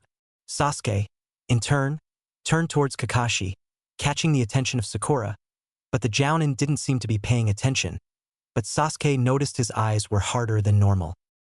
He must have noticed them. He reasoned and turned his attention to the front, where Naruto was deciding what to do. This is a C rank. There shouldn't be any chance of shinobi encounters.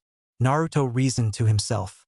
But if I attack them and they aren't after Tazuna-san, then I could start something I can't get out of. He gulped at the thought of possibly attacking another jounin. He settled for a simple strategy. He passed through the puddle and watching the reaction of the liquid, trotting in it purposely. Sasuke followed suit, but Sakura and Tazuna walked around it, while Kakashi just ignored it. As he passed, the puddle quickly changed shape into two men, whose faces were covered with horned masks bearing the symbol of the hidden mist village. They had metal gauntlets on their arms, connected by a serrated metal chain, which was covered with a deadly poison. The masked duo quickly ran forward and wrapped their chain around Kakashi, and before anyone could do much more than look surprised, they pulled the sharp chain through the jounin, separating his body into many different sections. One down. Their voices were given a deeper timbre by the masks they wore, and they were good tag team fighters. They quickly moved towards Tazuna and Sakura. Sakura was frozen, seeing her sensei ripped apart by the two masked ninja in front of her. And it wasn't until the forms of Naruto and Sasuke leapt in front of her and their client that she realized how close the two attackers were. Naruto completed the seals for Katan, Hausenka no Jutsu, forcing the pair to either jump up, due to the area covered by the small fireballs, or disengage the chain and dodge separately. The pair jumped up into the air, just as Naruto intended for them, only to be greeted by a much larger fireball, courtesy of Sasuke. The ball of intense flame connected with the pair, although they were able to lessen much of the damage by disconnecting the chain and twisting to the side. It was during the masked men's dodge that Naruto leapt into the air and threw a pair of kunai attached with wire at the pair, successfully capturing one ninja, the kunai acting as weights like a bola and then embedding themselves into a tree, with just the slightest help from the boy's bloodline. Meanwhile, Sasuke was engaged with the other ninja in a taijutsu match. He was easily dodging the slowed blows, thanks to a combination of Sharingan and the fact that the armor of his foe was slowing him down. The masked ninja launched a clawed palm at the Uchiha's face, only for the boy to duck under the blow and land a straight jab into the attacking shinobi's stomach, doubling him over. Before the mist ninja could even blink, Sasuke's knee connected with his face, sending his head reeling backwards, once more exposing his stomach. His clawed hands flew to his face to staunch the blood flowing from his nose. Only then did the mist ninja remember the poison on his oversized clawed gloves. Upon impact with his face, the poison on his claws mixed with the blood that was trickling into his mouth through the crack in his mask caused by the boy he was fighting. At first he staggered backwards, probably from the force of Sasuke's knee, but he quickly dropped to his knees before falling on his stomach, dead. Seeing his brother's death, the second ninja tried to cut himself with his own gauntlet, only for it to be forcibly held to his side by an unseen force. Now, we need someone to question. Naruto grinned at the captured foe. Excellent work, you two. Kakashi's lazy voice greeted the ninjas and their charge. Sensei, but how you chain died? Sakura's gaping mouth was able to form that disconnected sentence after the initial shock of her sensei's return wore off. She glanced at the pieces of his body. A twig was sticking out of his midsection. Wait, a twig? He had used Kawarimi before the deadly duo had cut him with the chain and substituted himself with a section of tree. Kakashi turned to face the captured man and asked who their target was. The masked ninja didn't reply. He reached up and lifted his forehead protector, but from the position of the genin, they couldn't see what he was doing. After a moment, the incapacitated ninja's eyes widened in horror and he began to scream and yell, "The Bridge Maker!" over and over until he passed out. Lowering his headband, Kakashi turned and leveled his gaze at Tazuna. "It would seem," he started, "that Tazuna-san needs to explain a few things before we continue." Damn it, damn it, damn it. Sakura was more than angry with her luck today. First of all, she was sent on a mission she probably wasn't ready for, and now she was on a mission she definitely wasn't ready for. Damn that drunken man. As she cussed out Tazuna, she wondered who she was more pissed off at. Tazuna, the man who had lied about the mission specs, or Gato, the man who was harassing the people of the Wave Village. The other thought floating around in her mind was her sensei. What was hidden under his protector that it would cause an assassin to cry out in horror? Maybe he lost his eye and he showed him the empty socket, she thought, shuddering at the thought. After Tazuna explained that he was trying to bring relief to the oppressed village by means of the new bridge he was building, much of the mystery surrounding the attack of the Nuke was resolved. The Wave Country/village was a once thriving place, until Gato, a ruthless businessman, had set his sights on it. He had entered and wrecked the economy of the town through blockades and violence. If the bridge was completed, it would be a gateway for new supplies and goods to enter the town. After some discussion, and more than a little crying from Tazuna, the team decided it would continue the mission. If the bridge was completed, then not only would the economy of the village return, but trade between the Konoha and the hopefully reinvigorated sea town would blossom. They would request assistance when they reached the relative safety of the town. Kakashi explained that the mission was at least B rank now, and if they encountered a Jounin ninja it would escalate again to A rank. The group was making good time after the ambush and had an uneventful trip across the water surrounding the Wave Country. After they made landfall, they headed towards Tazuna's house so they could send for help. About midway between the house and their landing spot, Naruto, who was leading the group still, suddenly threw a kunai at a bush to his left. Sasuke quickly followed suit, adding a Gokakyu no Jutsu to scorch the area in case Naruto hit anything. As the foliage began to burn down a bit, they discovered a rather terrified snowshoe hare, hugging against the farthest tree for his life. Kakashi quickly doused the fire with a small Suetun Jutsu. However, he pondered about the appearance of the hare. That's a snow hare, but it hasn't molted yet. It's the middle of summer. It should have turned brown by now, unless it was raised to be used in a replacement. It seems that tougher competition has arrived. He was sure to keep his visible eye open for any signs of their enemy.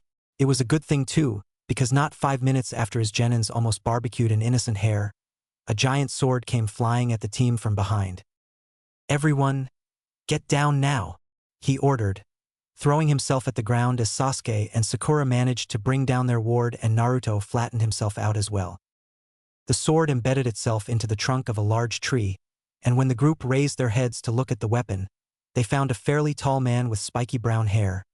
His forehead protector was askew to his left and his mouth was covered in bandages. He wore no shirt, but his forearms were covered in camouflaged warmers and he stood on his sword with an air of confidence. Ah, the copy ninja, Hatake Kakashi. No wonder the demon brothers failed to kill the bridge builder. His voice was deep and ominous, sending chills down the backs of Tazuna and Sakura. Naruto and Sasuke were affected a bit, but it was less intense, due to their mother's training. Momochi Zabuza, Nuke Nin of Kirigakure. As you can see, I too read the bingo book. Kakashi replied. His voice didn't carry any of his usual laziness. He once more reached up and lifted the barrier obscuring his left eye. Oh, the Sharingan, I get to see it already. How interesting. Zabuza leapt off his large head cleaver and onto the surface of the water, taking the large sword with him in one movement. He raised his right hand up to his face and raised the index and middle fingers, while his left arm stood straight up, the fingers mimicking those of his other hand.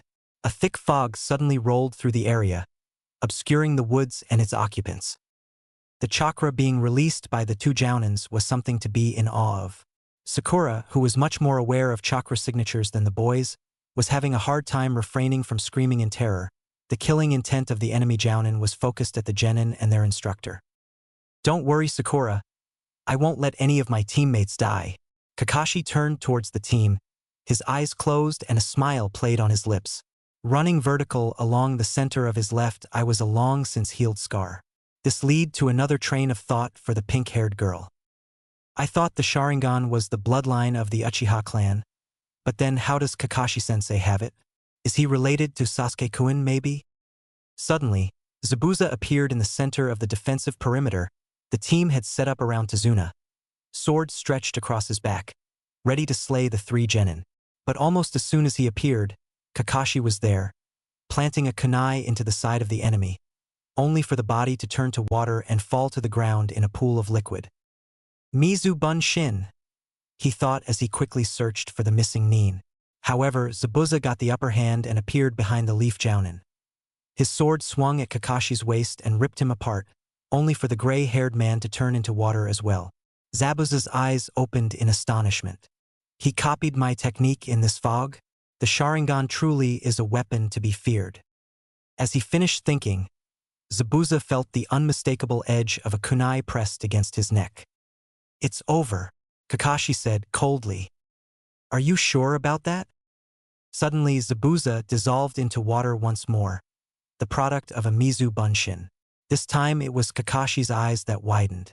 He suddenly found himself flying towards the river a few meters away from the group. He didn't notice the impact of Zabuza's leg, but it was strong enough to send him into the water. Zabuza rushed towards the river, before stopping suddenly. Makibishi, good try, but not good enough, Kakashi. He quickly back-flipped onto the river's surface once more. Kakashi's head broke the surface of the lake, trying to find his adversary, only to realize that it was far too late. Zabuza stood at his side, forming hand seals very quickly. Suru no Jutsu, water type, water prison technique. He spoke the jutsu with practiced ease, and the surrounding water quickly engulfed Kakashi into a swirling sphere of water. Zabuza's right arm was sticking into the sphere, holding it together and increasing the density of the water to trap the illustrious copy ninja. Run! He can't follow you while he keeps this jutsu up, Kakashi pleaded with his team. Naruto let out a short laugh. Nope, not gonna happen, sensei. Those that would abandon their comrades are worse than trash, right? He gave his brother a quick look and the two rushed the Miss Jounin, only to stop at the water's edge when Zabuza created a Mizu Bunshin without using hand seals. The two boys attacked the clone, but were thrown back by the flat of the giant sword their attacker wielded.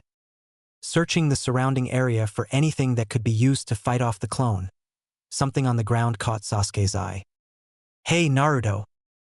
He gestured towards the ground off to the side of the clone that was steadily making its way towards the boys. Naruto looked towards his teammate was indicating and got the meaning of the unspoken sentence.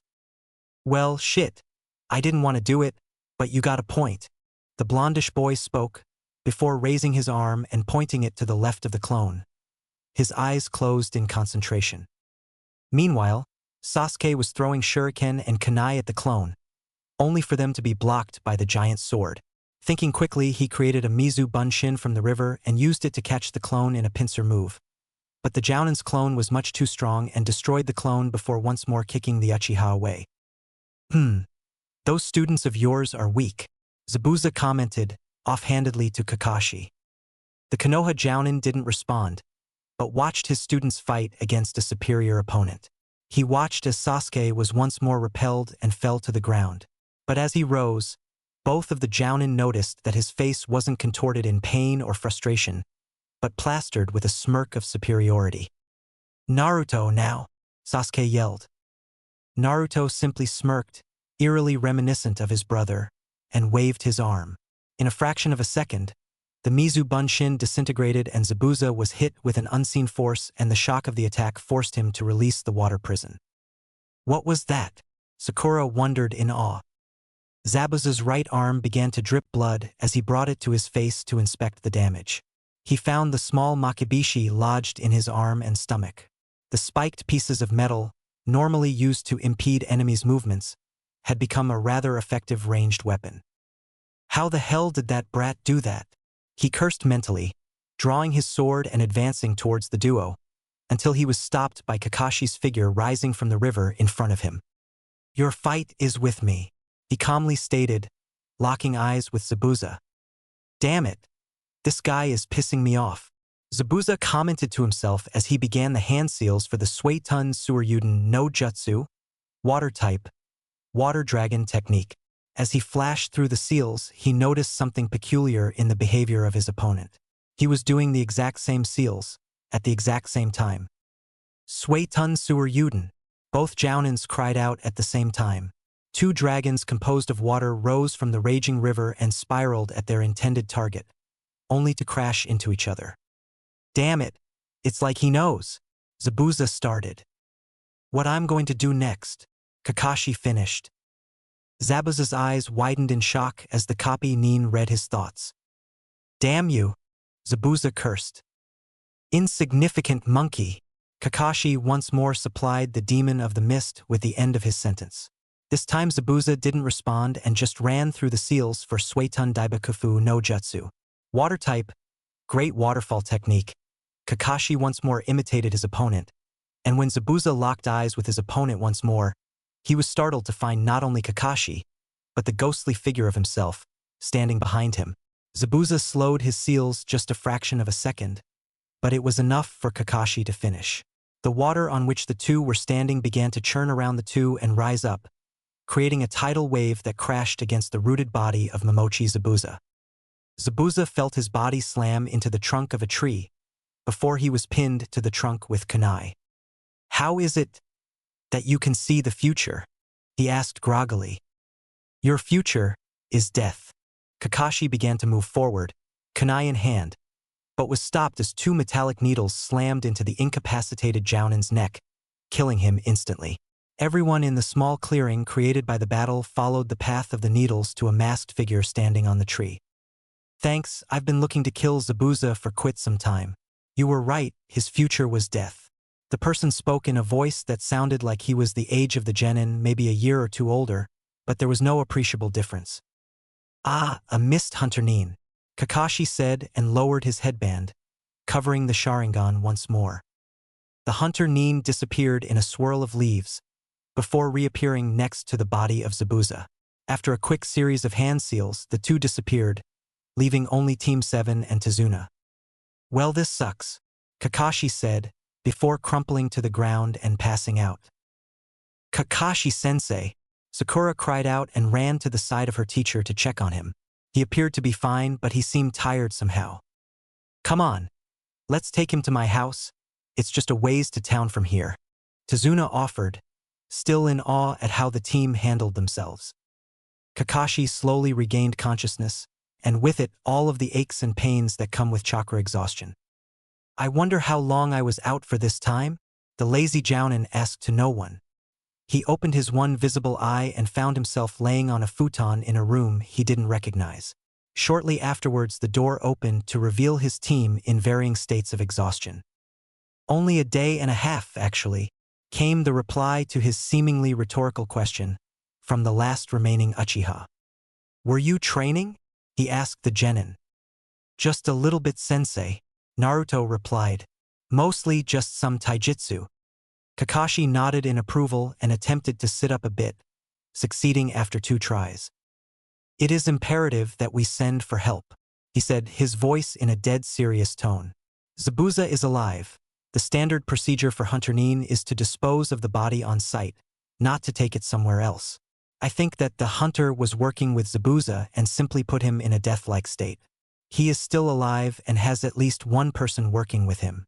If his partner is skilled enough in the medical arts, which I think they must be because the knowledge needed to put someone in a death-like state is well above average, then we have about 2 weeks or so until Zabuza is well enough to attack again."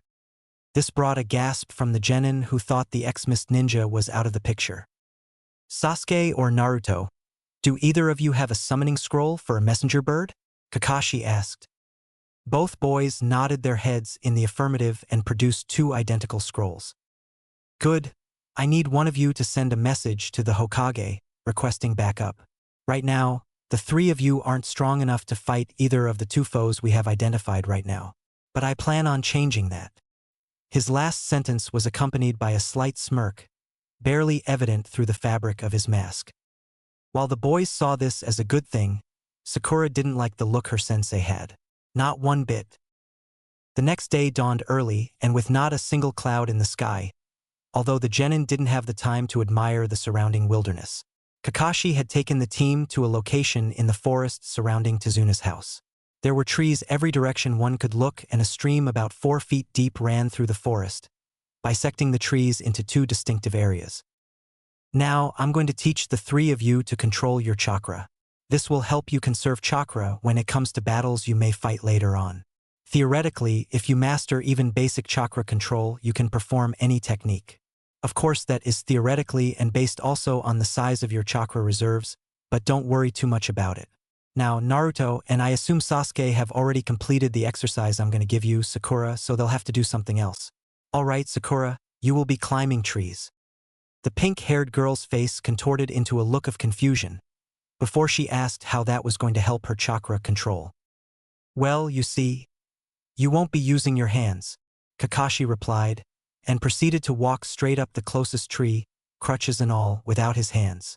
It is said that the soles of the feet are the hardest part of the body to gather chakra to, so this will help with proper molding, but also, if you use too much or too little chakra, you won't stick to the three, so it will also help with your precise control over the amount you use. Sakura pondered over her strategy to conquer this stage obstacle, before she pulled her hands into the ram seal and gathered chakra to her feet. If you feel uneasy about this, you might consider running at the tree, her sensei suggested. Sakura ran at the tree at top speed and was able to run more than 3/4 of the way up, before she fell back to earth and landing on her feet after a graceful backflip. Very impressive, Sakura. You didn't make the top because of poor control, but because your reserves are so small, Kakashi explained to the 3 genin. I want you to continue to run up and down the trees whenever you can. This way, your reserves will increase significantly. Sakura nodded and continued with her exercise. Meanwhile, Kakashi turned his attention to his 2 remaining students. The exercise you two will be doing is called water walking, and it sounds exactly like what it is. He walked out on top of the water and stood on the surface. Suddenly, he wobbled a bit and quickly returned to shore. As you could probably tell, this requires much more chakra to perform. During the tree climbing exercise, the goal was to release a constant amount of chakra to stick to the tree. With this exercise, the goal is to release the correct amount of chakra and then keep control of it away from your body. You see, the chakra you release in this exercise isn't going to be trapped by the tree, so you have to create stilts with your chakra and push them to the bottom of the water. The stream of chakra must be constant and controlled. If we were in Konoha, we would practice over a hot spring, but since we're here, this river will have to do. When the copy ninja had finished the directions, the 2 boys began to test out the new skill. It was slow going, especially for Naruto since he had so much excess chakra. Sasuke was able to steady himself on the surface by noon, but Naruto was struggling. His feet were battling the water, surfacing and then submerging once more. They took a break at noon and reunited with Sakura, who was very tired by now and could use the rest. After lunch, they returned to their assigned tasks and continued to struggle. Sakura had made it to the top of a 30-foot tall tree a few times, but when she tried other trees, she seemed to top out at around 35 feet or so. She assumed it had to do with her small chakra reserves. The boys were a different story altogether. After his initial success with water walking, Sasuke was having a small amount of difficulty. He was able to stand on top of the water fine, but if he tried moving more than small baby steps, he would lose control and wet his feet with cold river water. Since he wasn't the chakra monster his brother was, he took a break around 2 in the afternoon and continued reading the information the Hokage had passed on to him. The actual manuscript was too valuable to bring with him, but he had taken many notes on the information contained within and brought those. The steps outlined to control fire weren't exceedingly complex, but required a good amount of control to do. Naruto was still having troubles with the exercise, but he was now able to stand on the water, but any attempt at movement would throw off his control. But he kept at it, and while Sasuke was practicing some fire control skills, Naruto was finally able to move a bit, albeit unconventionally. Having troubles keeping his chakra at a consistent level away from his body, he simply used his chakra to skate along the surface of the water. It was effective, but it wasn't the point of the exercise. When Kakashi returned later, he noticed the improvement his students had made. Sakura had improved her reserves somewhat. It wouldn't be an instantaneous process, but he was quite happy with her improvement. The boys, while Sasuke had been able to stand on the surface easily, and then take a few steps, but after 2 or 3 his control or reserves faltered and he would fall in. Nothing another day or 2 of practice wouldn't fix, Kakashi thought to himself. Naruto, on the other hand, was making slight progress. He could stand on the water, but taking any steps larger than an inch or 2 was impossible. He did show of his new skating ability, and while it impressed Kakashi and Sakura, reluctantly, Kakashi was quick to point out that it wasn't the goal of the exercise to skate, but to walk.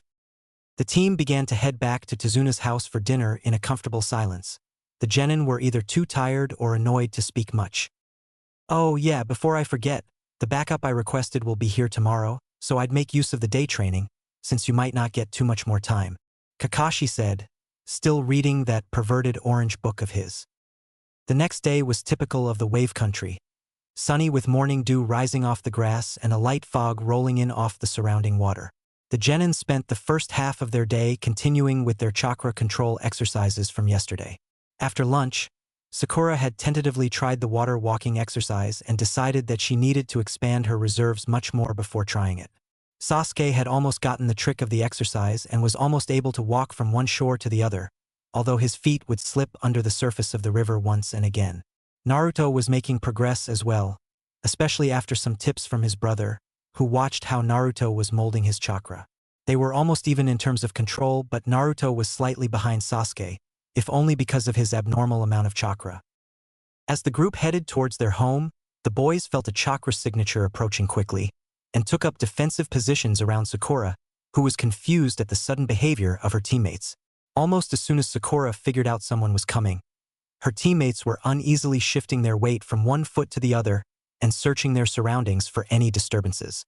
Suddenly realization dawned on the boys and they quickly turned tail and ran towards the house. "Wait, what's going on?" Sakura yelled at her teammates' backs. Nothing. Just, don't tell her anything," Naruto yelled and added a burst of speed to distance himself from his teammate. This left one pink-haired kunoichi very confused as she suddenly felt a figure drop from the trees behind her. She whirled around and drew a kunai, only to find her attacker was wearing a Konoha headband along with a trench coat and was staring in the direction that Sasuke and Naruto had run off. Can I help you?" Sakura asked. "They ran off that way, didn't they?"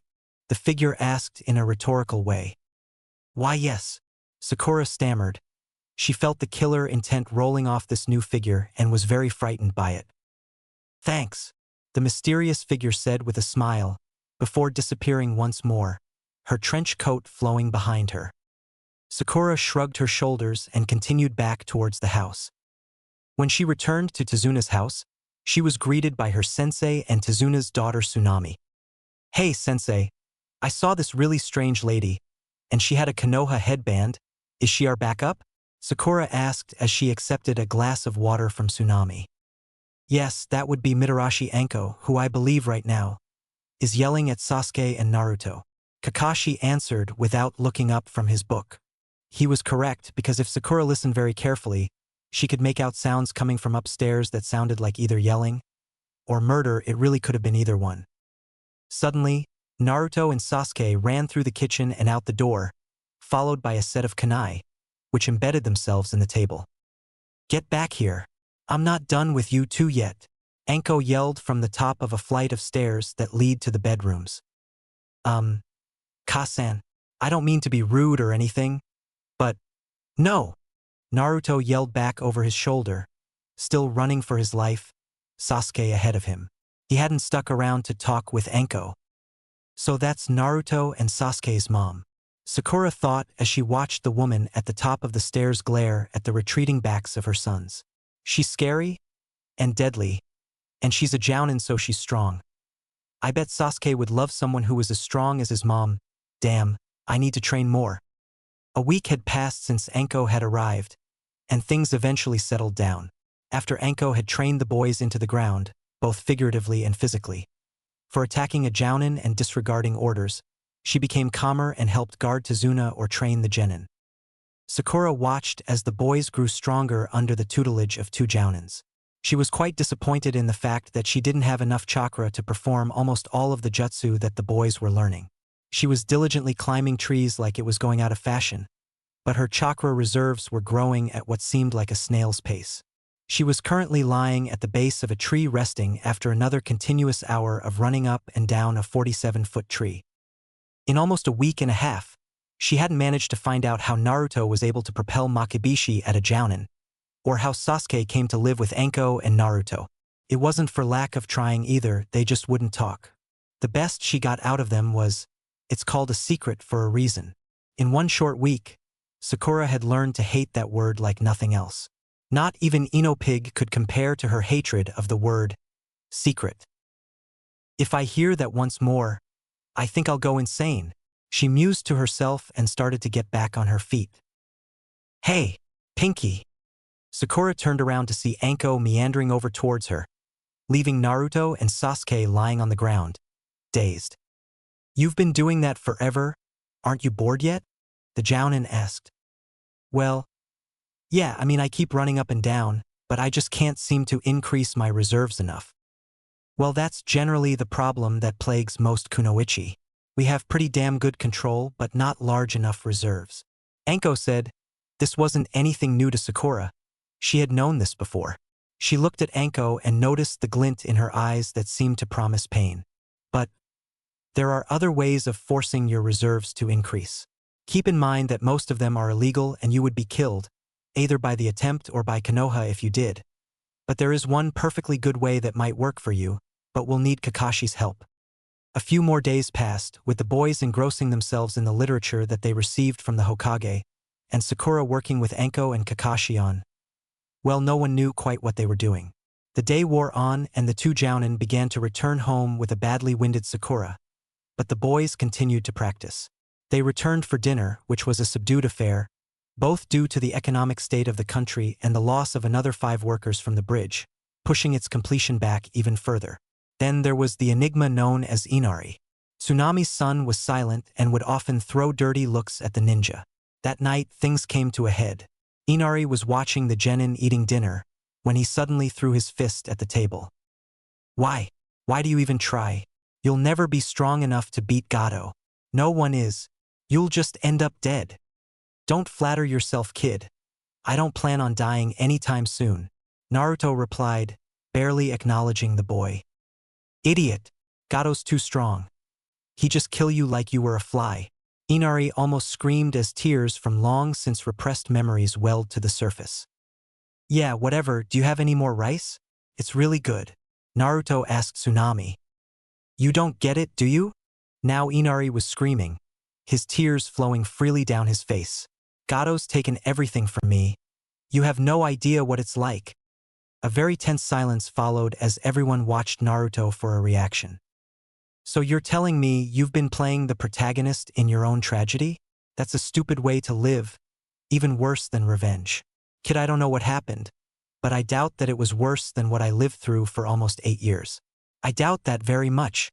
In this entire world, there are probably only 8 people that have the same kind of pain that I had for so long. If you think that your life is so tough, then do something about it. Don't just sit there and cry." Naruto quickly stomped off into the surrounding forests for some well-deserved alone time. Inari was shocked speechless, while Anko and Sasuke were staring daggers at the boy, radiating killer intent at the boy, who luckily was unawares. It wasn't until Sakura broke the silence that this trend stopped. Shouldn't we try and find Naruto? Zabuza should be healed by tomorrow, and we'll need all of our strength to fight him." "No, he needs some time to himself. I think this little argument drug up some rather unpleasant memories for him," Anko replied. Later that night, Kakashi found Inari sitting on a small pier that was by the house. Surprisingly, he also found Sakura there. He figured she would be too tired to be up, what with the training she had been doing. He sat next to Inari, while Sakura was lying on her back looking at the sky. "You know, Naruto doesn't want to be mean or anything, but he just doesn't respond well to wallowing and brooding," the lazy Jounin said. "But he does know what he was talking about. I heard about your father, and I am truly sad to hear that such a great man was killed by a thug like Gato, but you still have a mother." Naruto grew up on his own for almost 8 years with no parents. He was hated for something he had no control over, even after he found Anko. This was a news flash to the pink-haired genin.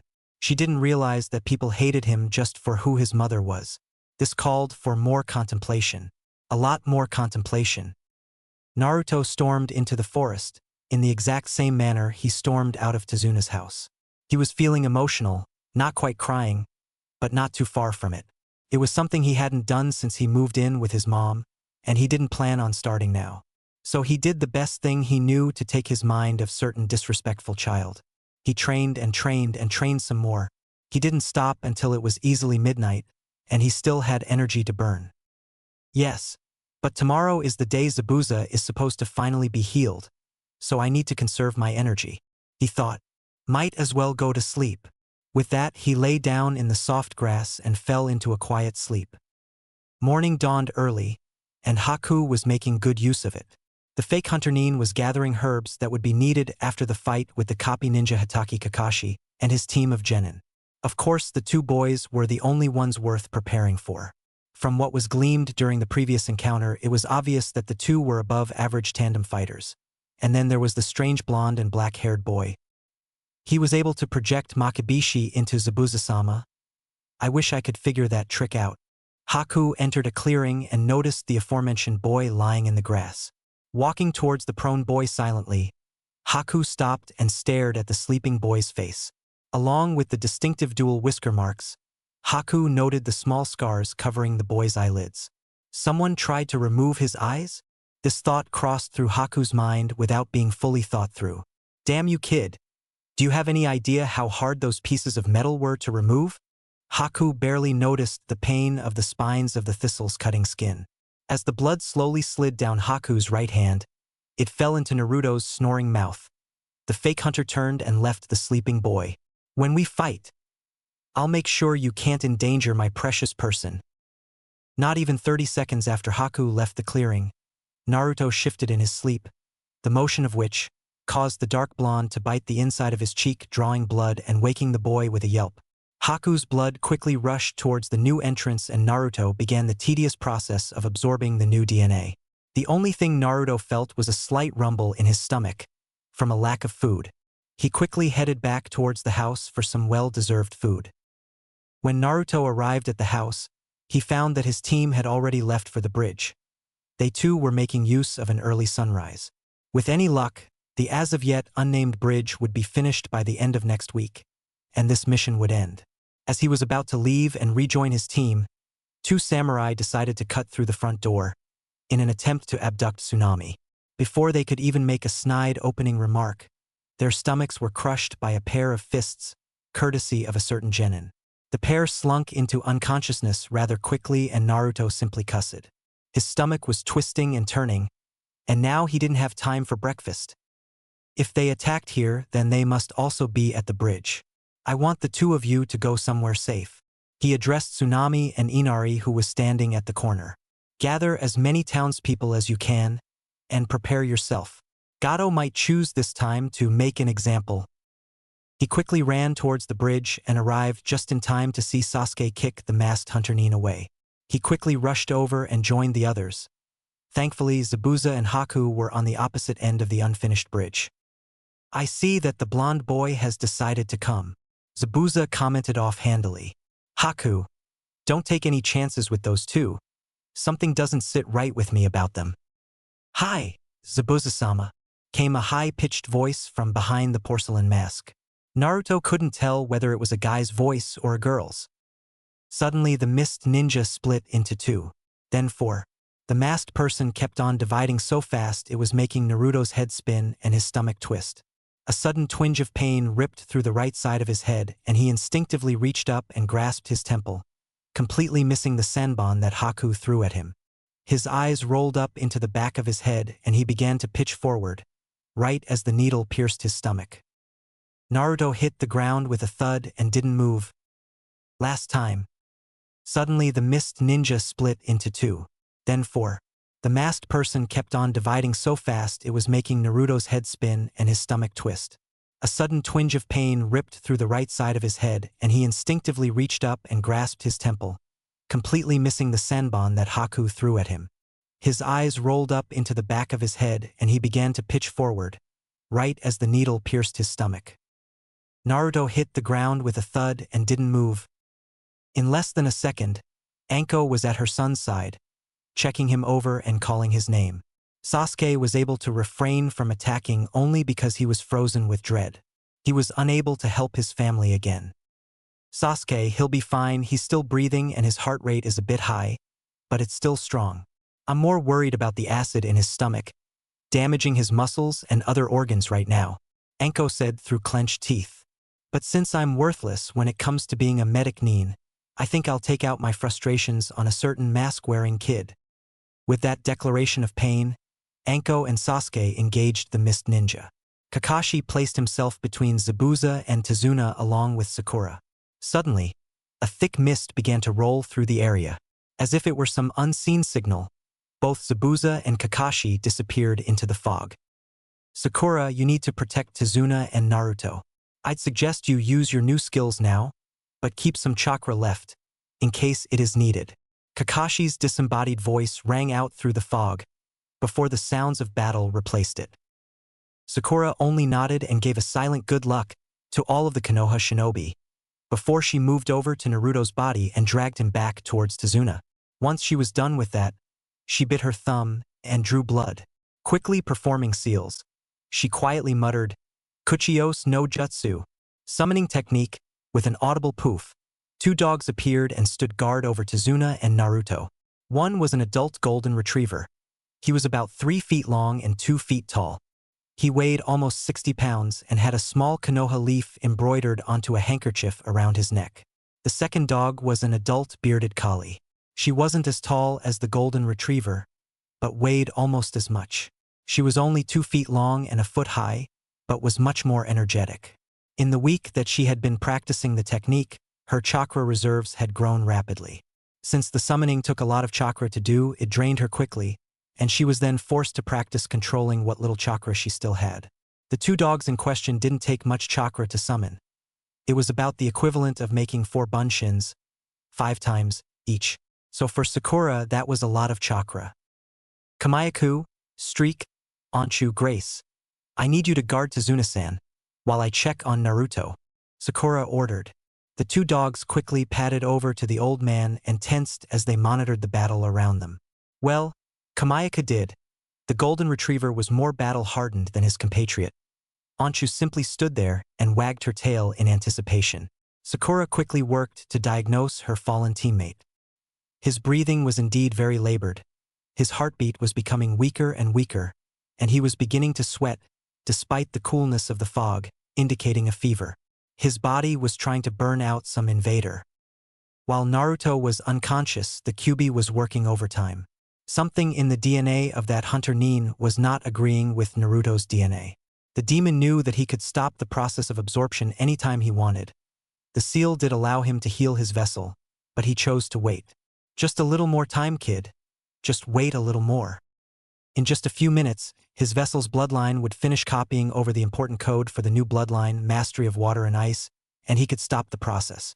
If only the brat could hold on for another minute or two. Sakura was becoming worried. Naruto's symptoms had become more severe as new ones continued to appear. His breathing was becoming very shallow and slow. She felt the once steady beat of his heart slow down under her hands, and it didn't show any signs of strengthening. The weird part of this was that his chakra was becoming more and more focused, like it had some purpose. A sudden burst of chakra from the area of Sasuke drew her attention. But just as soon as she looked up, she felt Naruto's heart beat once, and then stop. The fight between the faux hunter Nin and an enraged mother and adopted son was interesting. This hunter Nin, Haku, was pretty good, at least mid to high Chunin level. Of course, Anko was a Tokubetsu Jounin, so it wasn't too difficult to find the winner of the match. Or so you would have thought. After a few minutes of Haku getting beaten into the ground, the Mist Ninja performed a series of one-handed seals, catching the two Konoha shinobi off guard. Hijitsu, Sensatsu Sueisho, secret technique, flying water needles. Water that was strewn about the field of battle suddenly rose into the air and formed into large icicles that resembled senbon needles.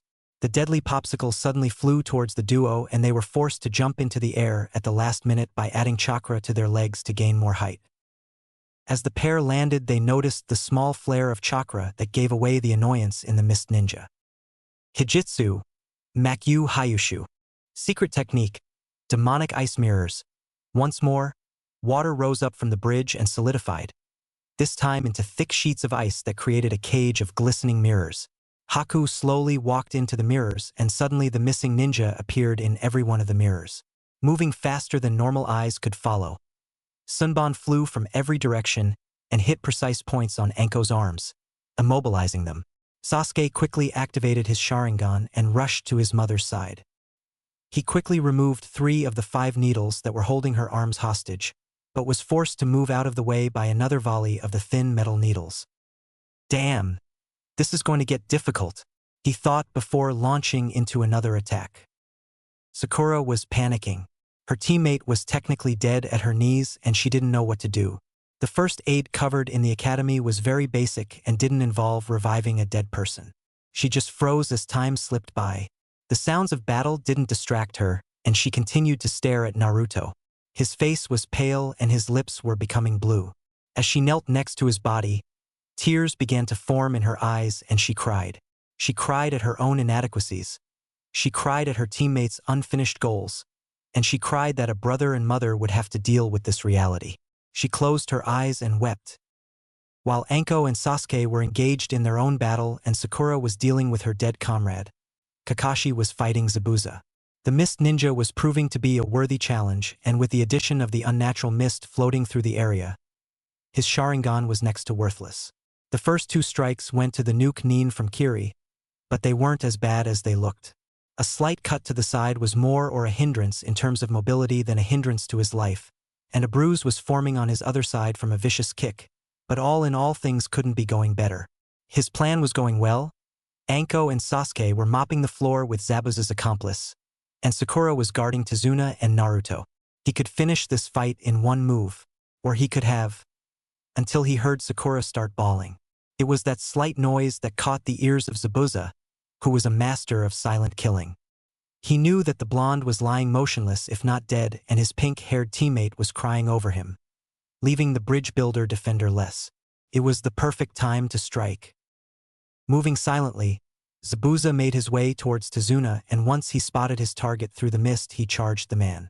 Kakashi was too far away, and that wound to his side was limiting his speed enough so that the copy ninja couldn't protect the old man.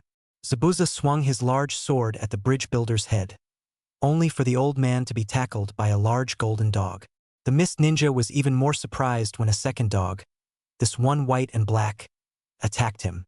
Anchu had spotted the new man and quickly attacked the man. The Nin dog rose up on her hind legs and brought her clawed paws down onto Zabuza's crotch. The mist ninja cried out in pain and doubled over, only to be tackled by the battle-hardened Kamayaku. He hit the unfinished bridge on his back and felt the breath being knocked out of him. In a flash, Anchu was back in the fight, licking his face while Kamayaku was biting his right arm. With a wave of his left arm, Zabuza was able to dismiss the 2 summons, but was still in pain. He was able to regain his footing, but before he could do anything about his own pain, a large surge of chakra seemed to explode over the bridge. Sakura actually fainted from the sheer amount of killing intent being released. What she didn't realize before passing out was that the chakra wasn't coming from the Jounins. It was coming from her seemingly dead teammate. When Naruto's heart had stopped beating, the Kyuubi was worried.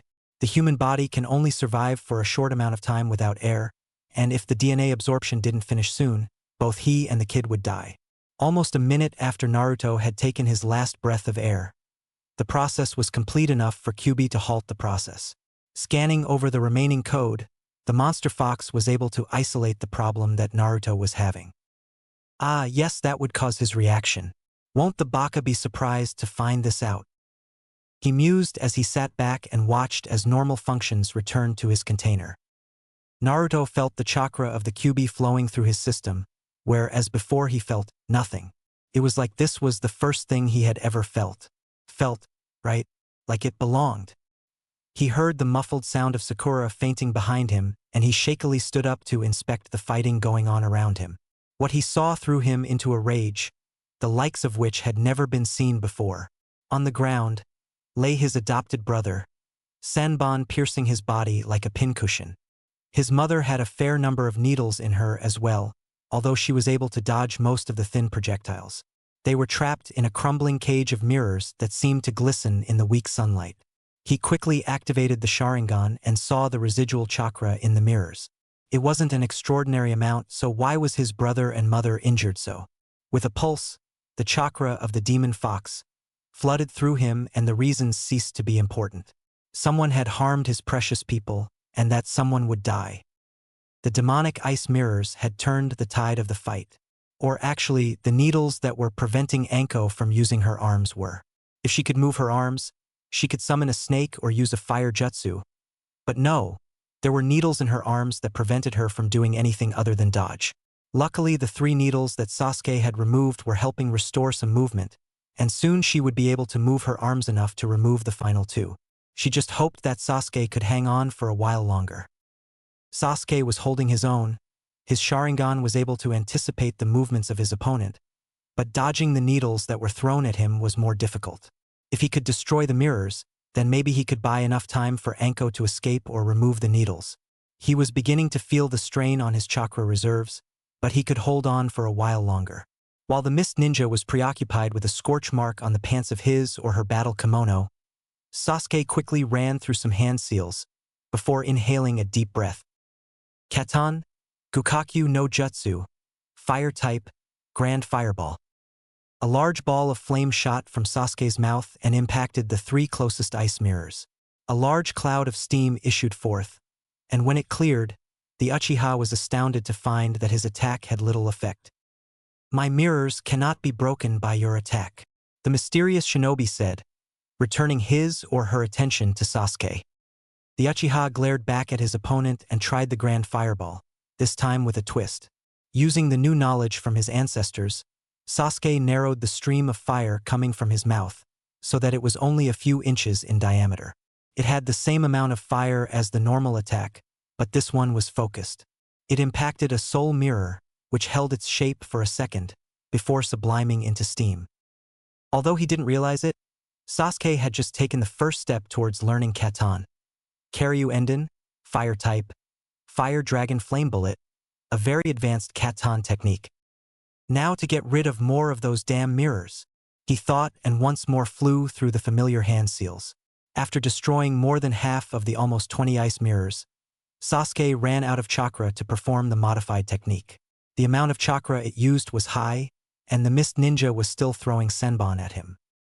Anko had finally gotten enough feeling in her arms to shed the final 2 needles. The steel needles hit the concrete bridge, and in the blink of an eye, she was back in the fight. Katan, Ryuka no Jutsu, Fire Type, Dragon Fire Technique. A large burst of flame finished off many of the remaining mirrors, but before the last one was destroyed, Haku threw 3 final Senbon at the Jounin.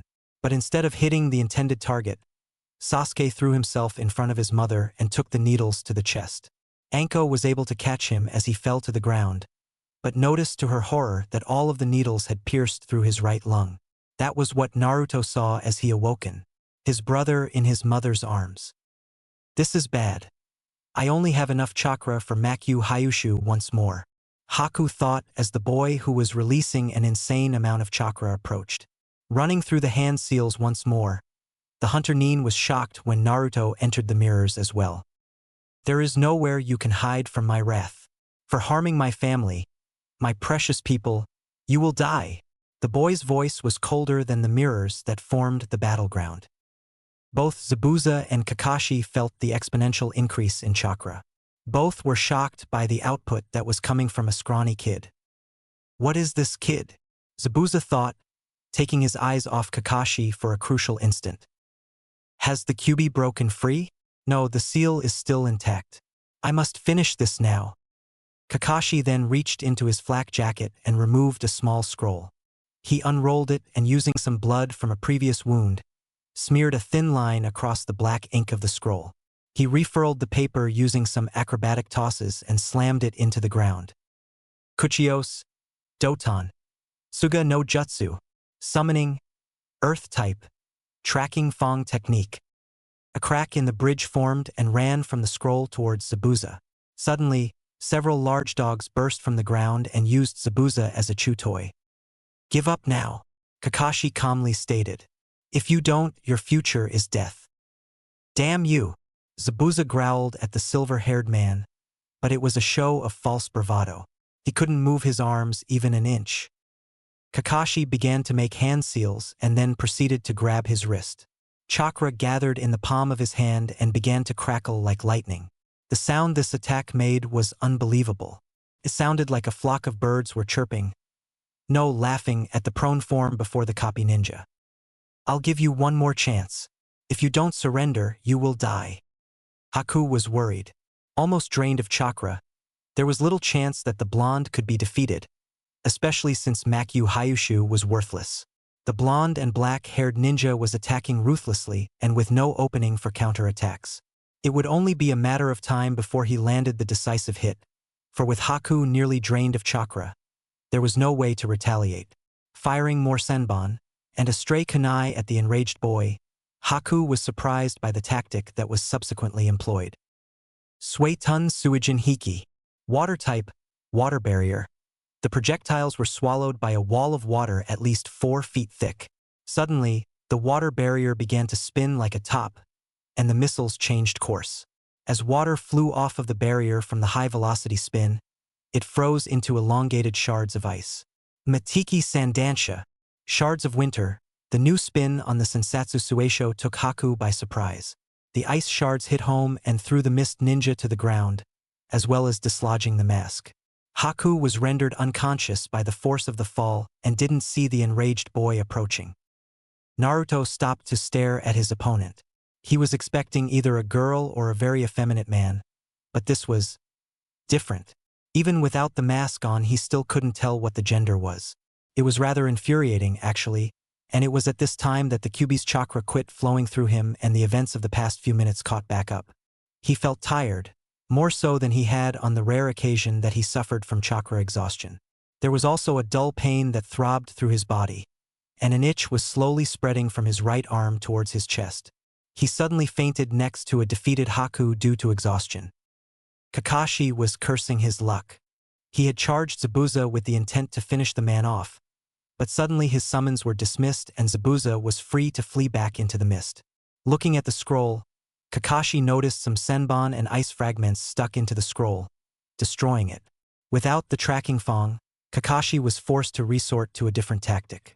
He had been able to immobilize both of the sword user's arms and was once more charging chakra for his sole original jutsu, the Raikiri. Lightning Edge.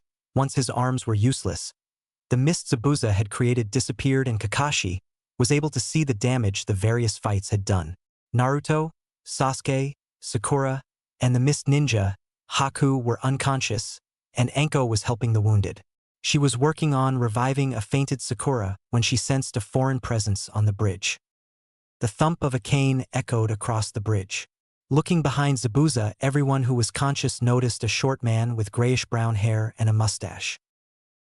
Some demon you turned out to be. You can't even kill a bunch of kids. Luckily, for me at least, I've determined to terminate your contract early. It wasn't until the figure made his threat that those present noticed the mob of people behind the diminutive figure.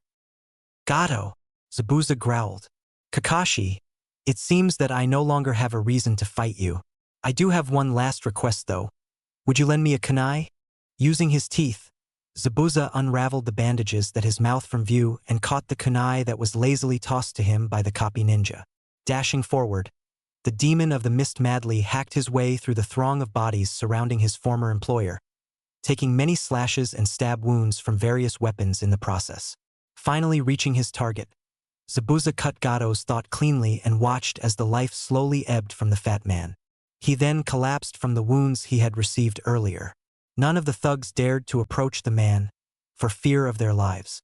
They did, however, find the courage to threaten the Konoha shinobi. You just killed our meal ticket, one yelled. We'll kill you to make some dough, another supplied. Damn it, I'm running low on chakra. I might be able to bluff them away, Kakashi thought. Making a cross-shaped seal, he imitated the seals for Kage Bunshin, but he really created 20 bunshins. The thugs were weary, but began to charge at them anyway, until a large water dragon washed them away. Suetun Suryuden no Jutsu. Water type, water dragon technique.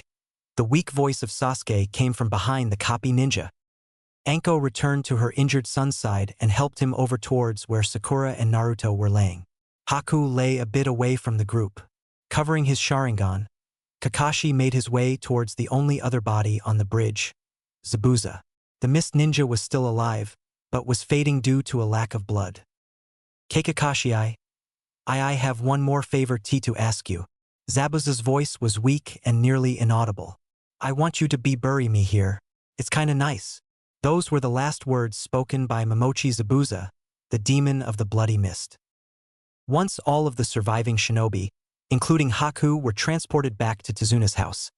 Anko used a messenger scroll to contact Tsunade for Naruto and Sasuke. Sakura was awake again and helping to nurse the various patients.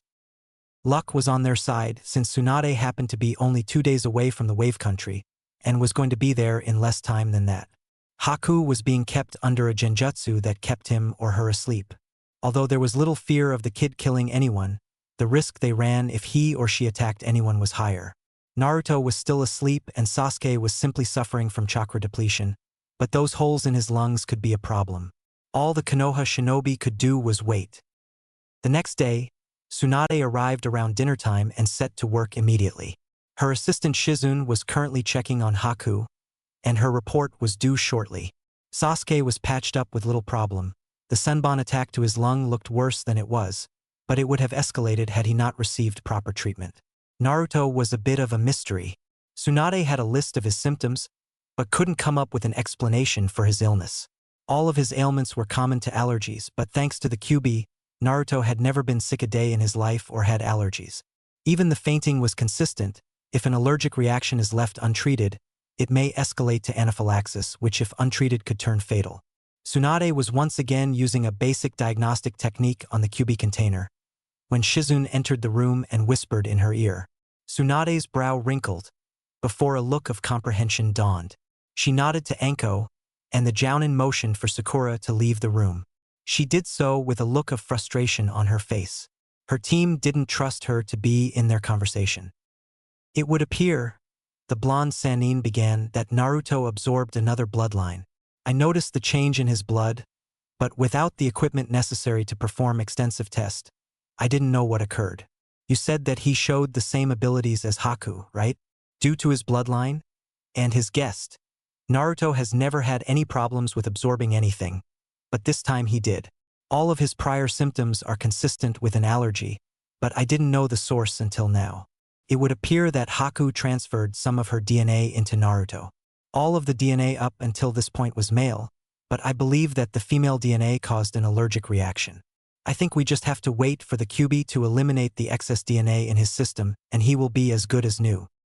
True to her word, Naruto was up and about in a day's time.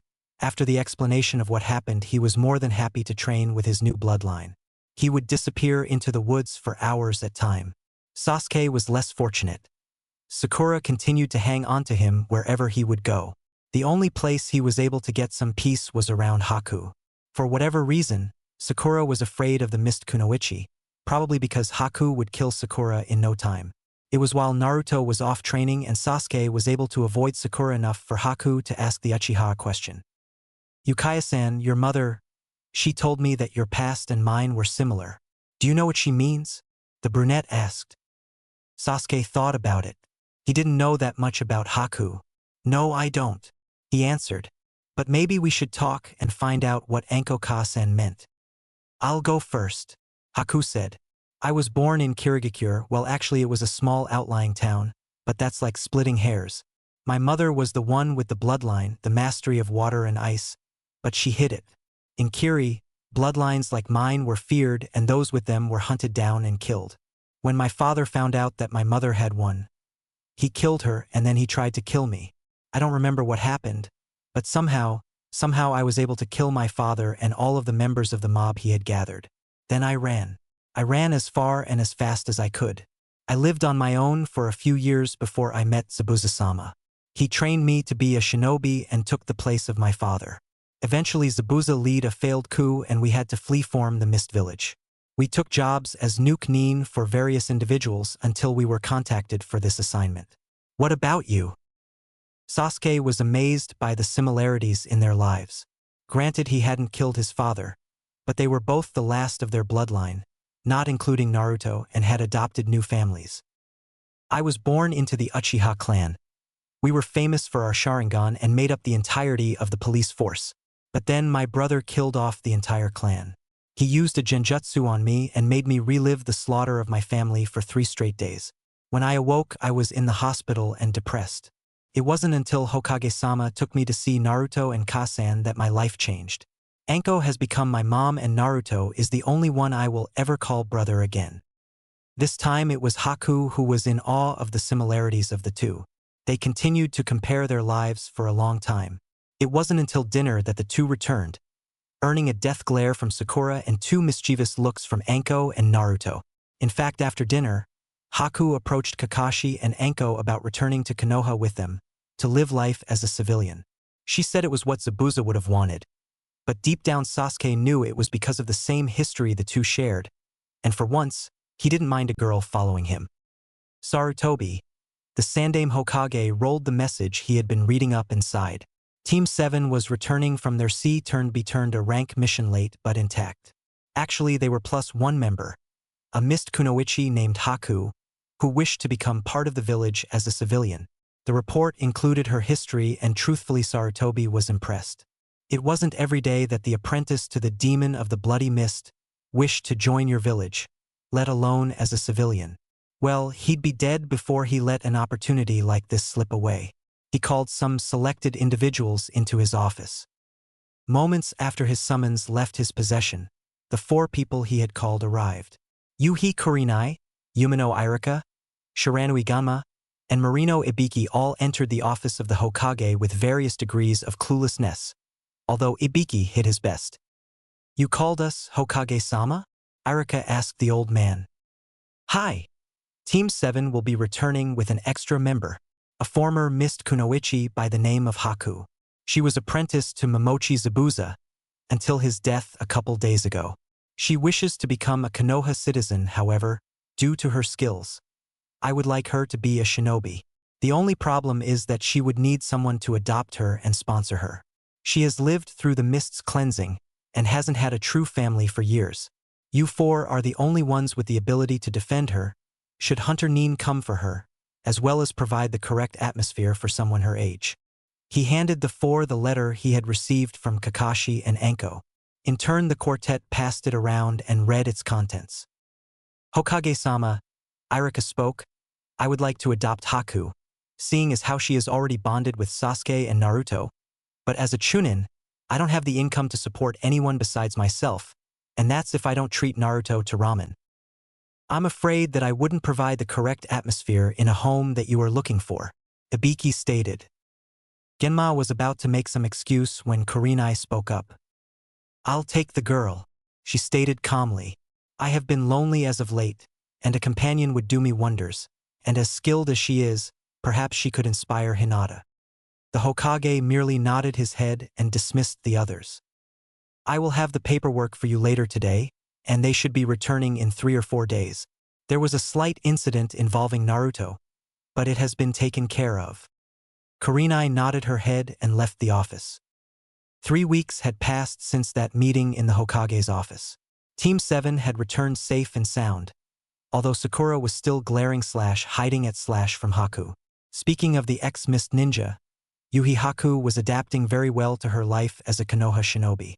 Technically, she was on the mandatory 90-day probation period, but that didn't stop her from training with Kurenai, Team 8, or Team 7.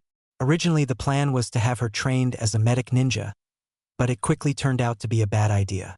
While she was well versed in anatomy and pharmacy, Haku had a problem with being a medic nin. She had a large fear of blood.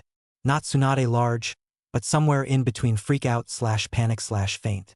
So the decision was made that Kurenai would train her to become a genjutsu specialist.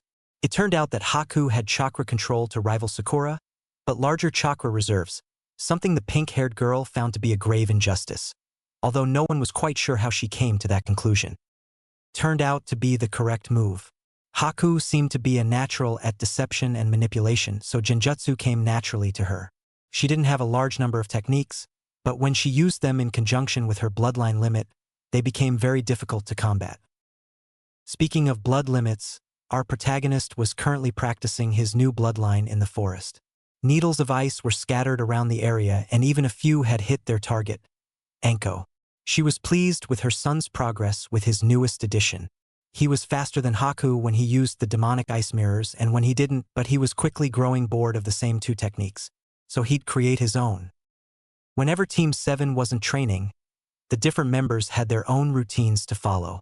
Naruto would go and train with his various bloodlines and the sealing techniques that the Sandaime gave him. Sasuke would practice his fire manipulation, and Sakura spent an equal amount of time fawning over Sasuke, and immersing herself in the world of medical ninjutsu. Turned out she had a knack for the stuff, and after only 3 weeks of practice was able to heal minor cuts and lacerations. She had grown more accustomed to having Haku around during training, but still saw the girl as a rival for Sasuke's love. Naruto was walking back from the forest having just finished creating a new technique. Okay, technically he hadn't created it, he had heard about the Setetsu Iron Sand, that the Sandame Kazekage was famous for and had been trying to replicate the technique for ages. He had finally succeeded today and was feeling proud of himself. So, in celebration, he would treat himself to Ichiraku ramen. Over the years of living with Sasuke, Naruto had developed a kind of sixth sense when it came to his brother. For instance, he could tell when fangirls were chasing him or when he was... Okay, so mainly he could tell when Sasuke was being chased by fangirls, but hey, it was a darn good skill to have at times. He got that feeling right as he turned the corner towards the main street of Konoha. Right on cue, Sasuke rounded the corner followed by hordes of screaming kunoichi. He also noticed that Konohamaru, the grandson of the Hokage, was forced to flee for his life, and in the process, bumped into a shinobi dressed in a black bodysuit with cat ears on the hood. He was wearing purple face paint and had a large bundle, wrapped in cloth on his back. He also noticed the Sunigakure insignia emblazoned on his forehead protector. "Little brat, I'll teach you a lesson for running into me," the black-clad kid threatened and lifted Konohamaru off the ground. "Hey, you'd better put him down," Naruto demanded. "Oh? What's a little punk like you gonna do about it?" the mysterious kid asked, still holding Konohamaru. Naruto was between a rock and a hard place. "I don't want to show Setetsu before I have to, although it would probably scare these guys witless." "I know." Naruto drew a kunai from his holder. Through his study of seals, Naruto had pieced together at least what he, though, was the principle behind the Yondaime Hokage's Hiraishin no Jutsu. Flying Thunder God. Although he wasn't capable of recreating the technique, he did create a good bluff. The kunai he had just drawn had a couple seals carved into it. One contained enough chakra to create a Kage Bunshin when it impacted the ground. Another contained a low-level futon technique to quickly dissipate the smoke created by the Kage Bunshin. He would simply use a henge to transform into something inconspicuous and hope his opponent didn't see through it. The plan worked like a charm. Naruto threw the kunai at the Sunagenin's feet and quickly transformed into a pebble on the ground. Kankuro wasn't able to laugh at the Konoha Genin's attempt at throwing a kunai when a fist connected with his face. He flew behind a blonde girl Naruto didn't notice, although she seemed to be the black-clad boy's teammate. While both of their attention was away from the clone, Naruto dismissed the clone and cancelled his henge. "What the hell was that? I couldn't see him move." The boy quickly stood up and watched Naruto help Konohamaru to move out of the way. He quickly unshouldered whatever was strapped to his back, causing his teammate to question his decision. "You're really going to use the crow?" she asked in a surprised voice. As he was about to unwrap the crow, a pebble ricocheted off his hand. "Ow!" The boy growled and turned his attention towards the stone thrower. Sasuke sat in a nearby tree, tossing 3 more stones in his hands. "You know, that's the Hokage's grandson you were threatening," he stated coldly. The Suna boy stared at Naruto. "No, not me, you idiot, Konohamaru," Naruto growled in outrage. "Kankuro, stop it." A voice drifted towards the small group. It was coming from Sasuke's position, but no one had felt him arrive. "Gee Gaara," Kankuro stuttered. That brat started it." "Enough," the red-haired Gaara said forcefully. He was hanging upside down from the tree branch adjacent to Sasuke. "You are an embarrassment to our village, Kankuro. If you don't stop, I'll kill you." Turning towards his female teammate, he spoke equally as coldly. "Temari, why didn't you stop him? You two were not to make any kind of trouble." Sorry, Gaara. I lost him for a moment and didn't find him until just a moment ago," the blonde kunoichi replied, shaking. Gaara turned towards the Konoha shinobi. He glanced at Sasuke first. The black-haired boy was able to hold off Kankuro with some rocks, but he was holding back. "He is strong, but the blonde." He turned towards Naruto and Konohamaru, who was hiding behind the blonde and black-haired boy. "I have no idea how he did that move with the kunai. A replacement, perhaps?" No, it was too fast for that. Not even Baki could do a kawarimi that fast. He is just as strong as the black-haired boy, if not stronger. Something tells me I should be weary of those two. He suddenly disappeared in a swirl of sand before reappearing in front of his teammates. He was wearing a black short-sleeved shirt and dark brown pants and had a large gourd strapped to his back. He also had dark black rings around his green eyes, or light blue eyes, or a light bluish-greenish color. Anyways, it was one of those colors that fights would start about. "I'm sorry for my teammates' behavior," he said and began to walk off. "Wait," Naruto yelled after the redhead. "What's your name?" The shortest Tsunagenin turned and stared at Naruto. He didn't flinch as Sasuke jumped down from his tree perch and landed next to his brother. "Gaara. Sabaku no Gaara. I am interested in your names as well," he calmly stated. "Uchiha Sasuke," Sasuke said, still feigning his coldness. "Uzumaki Naruto. I look forward to seeing you in the upcoming Chunin exams. Uchiha Sasuke, Uzumaki Naruto." Gaara once more turned away before disappearing in another swirl of sand. The boys just turned away after making sure Konohamaru was okay, and began to chat idly. "So, Sasuke started Chunin exams, eh? Think Kakashi-sensei will nominate us?" Naruto asked. "I bet if we hid the registration forms in one of those books he reads he would," Sasuke joked. Indeed, Kakashi did nominate Team 7 for the Chunin exams, which were being held tomorrow. This was a point of annoyance for all members of the Genin team, since they would have little time to prepare for the exams. "Just fill out those registration forms and turn them in to room 301 by 3 p.m. tomorrow." With that, the lazy/perverted Jounin disappeared in a poof of smoke, leaving the three Genin in an anxious mood. Dinner that night was short and subdued. Both boys were muttering about late senseis not giving them enough time to get ready for stuff. "Okay, what's this about Kakashi?" Enko asked. "Oh, that baka of a sensei didn't tell us about the Chunin exams until today, and then he says if we want to participate we have to fill out these forms and have them for tomorrow," Sasuke complained, as he packed extra clothes into a backpack. "Yeah, and if it wasn't for Gaara we wouldn't even had known about the exams until today," Naruto added. "Who is Gaara?" The name seemed familiar to Enko, but she couldn't place it. "Oh, his name is Sabaka no Gaara. We met him the other day. Konohamaru had trouble with some Suna shinobi, and Gaara scared the guy who was bothering us," Naruto explained. Then it struck Enko. Sabaku no Gaara, the Kazekage's youngest son, the vessel for Suna no Shikaku. He was the demon vessel known among the ranks of foreign shinobi as being bloodthirsty and insane. If he met Naruto and Sasuke, he was here for the Chunin exams. That wouldn't be good if he fought with Naruto. Eventually the boys' demons would express themselves, and who knew if the village would survive the fight. "Ka-san, is something wrong?" Sasuke asked, seeing the panicked expression on his mom's face.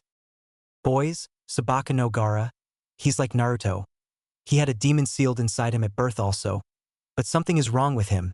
He's done higher rank missions than most Chunin, without a scratch on him." Sasuke and Naruto were frozen in understanding. So there was someone else like Naruto. That struck Naruto very hard. Someone had lived through what he had gone through, and if it was half as bad as what happened to him, then that was unacceptable. "I'm going for a walk," Naruto said.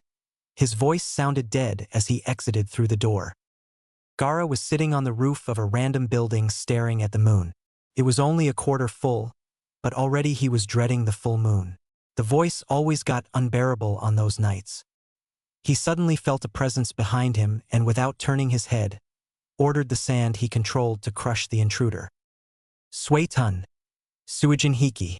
A voice spoke softly, and Gaara could feel the sand halt upon contact with the water barrier. He applied more force to the attack, but still his sand couldn't contract around the barrier. He turned his head and to his utter amazement, found a solid ball of ice surrounded by his sand. "Who are you?" he demanded of the shadowy figure in the ice sphere. The ice melted and a small hole appeared around a familiar face. "I didn't mean to intrude. I come here to look at the sky sometimes," Naruto responded. Gaara didn't say anything. Despite the voice calling for the blood of the boy, Gaara didn't attack. He had orders to wait until the Chunin exams. He simply withdrew his sand and returned his gaze to the moon. He felt Uzumaki sit next to him, a few meters away, and stare into the sky. After a few minutes, Naruto broke the silence. "You stare at the moon a lot. Could you tell me why?" Gaara didn't say anything. The boy with odd hair was quickly wearing out his welcome.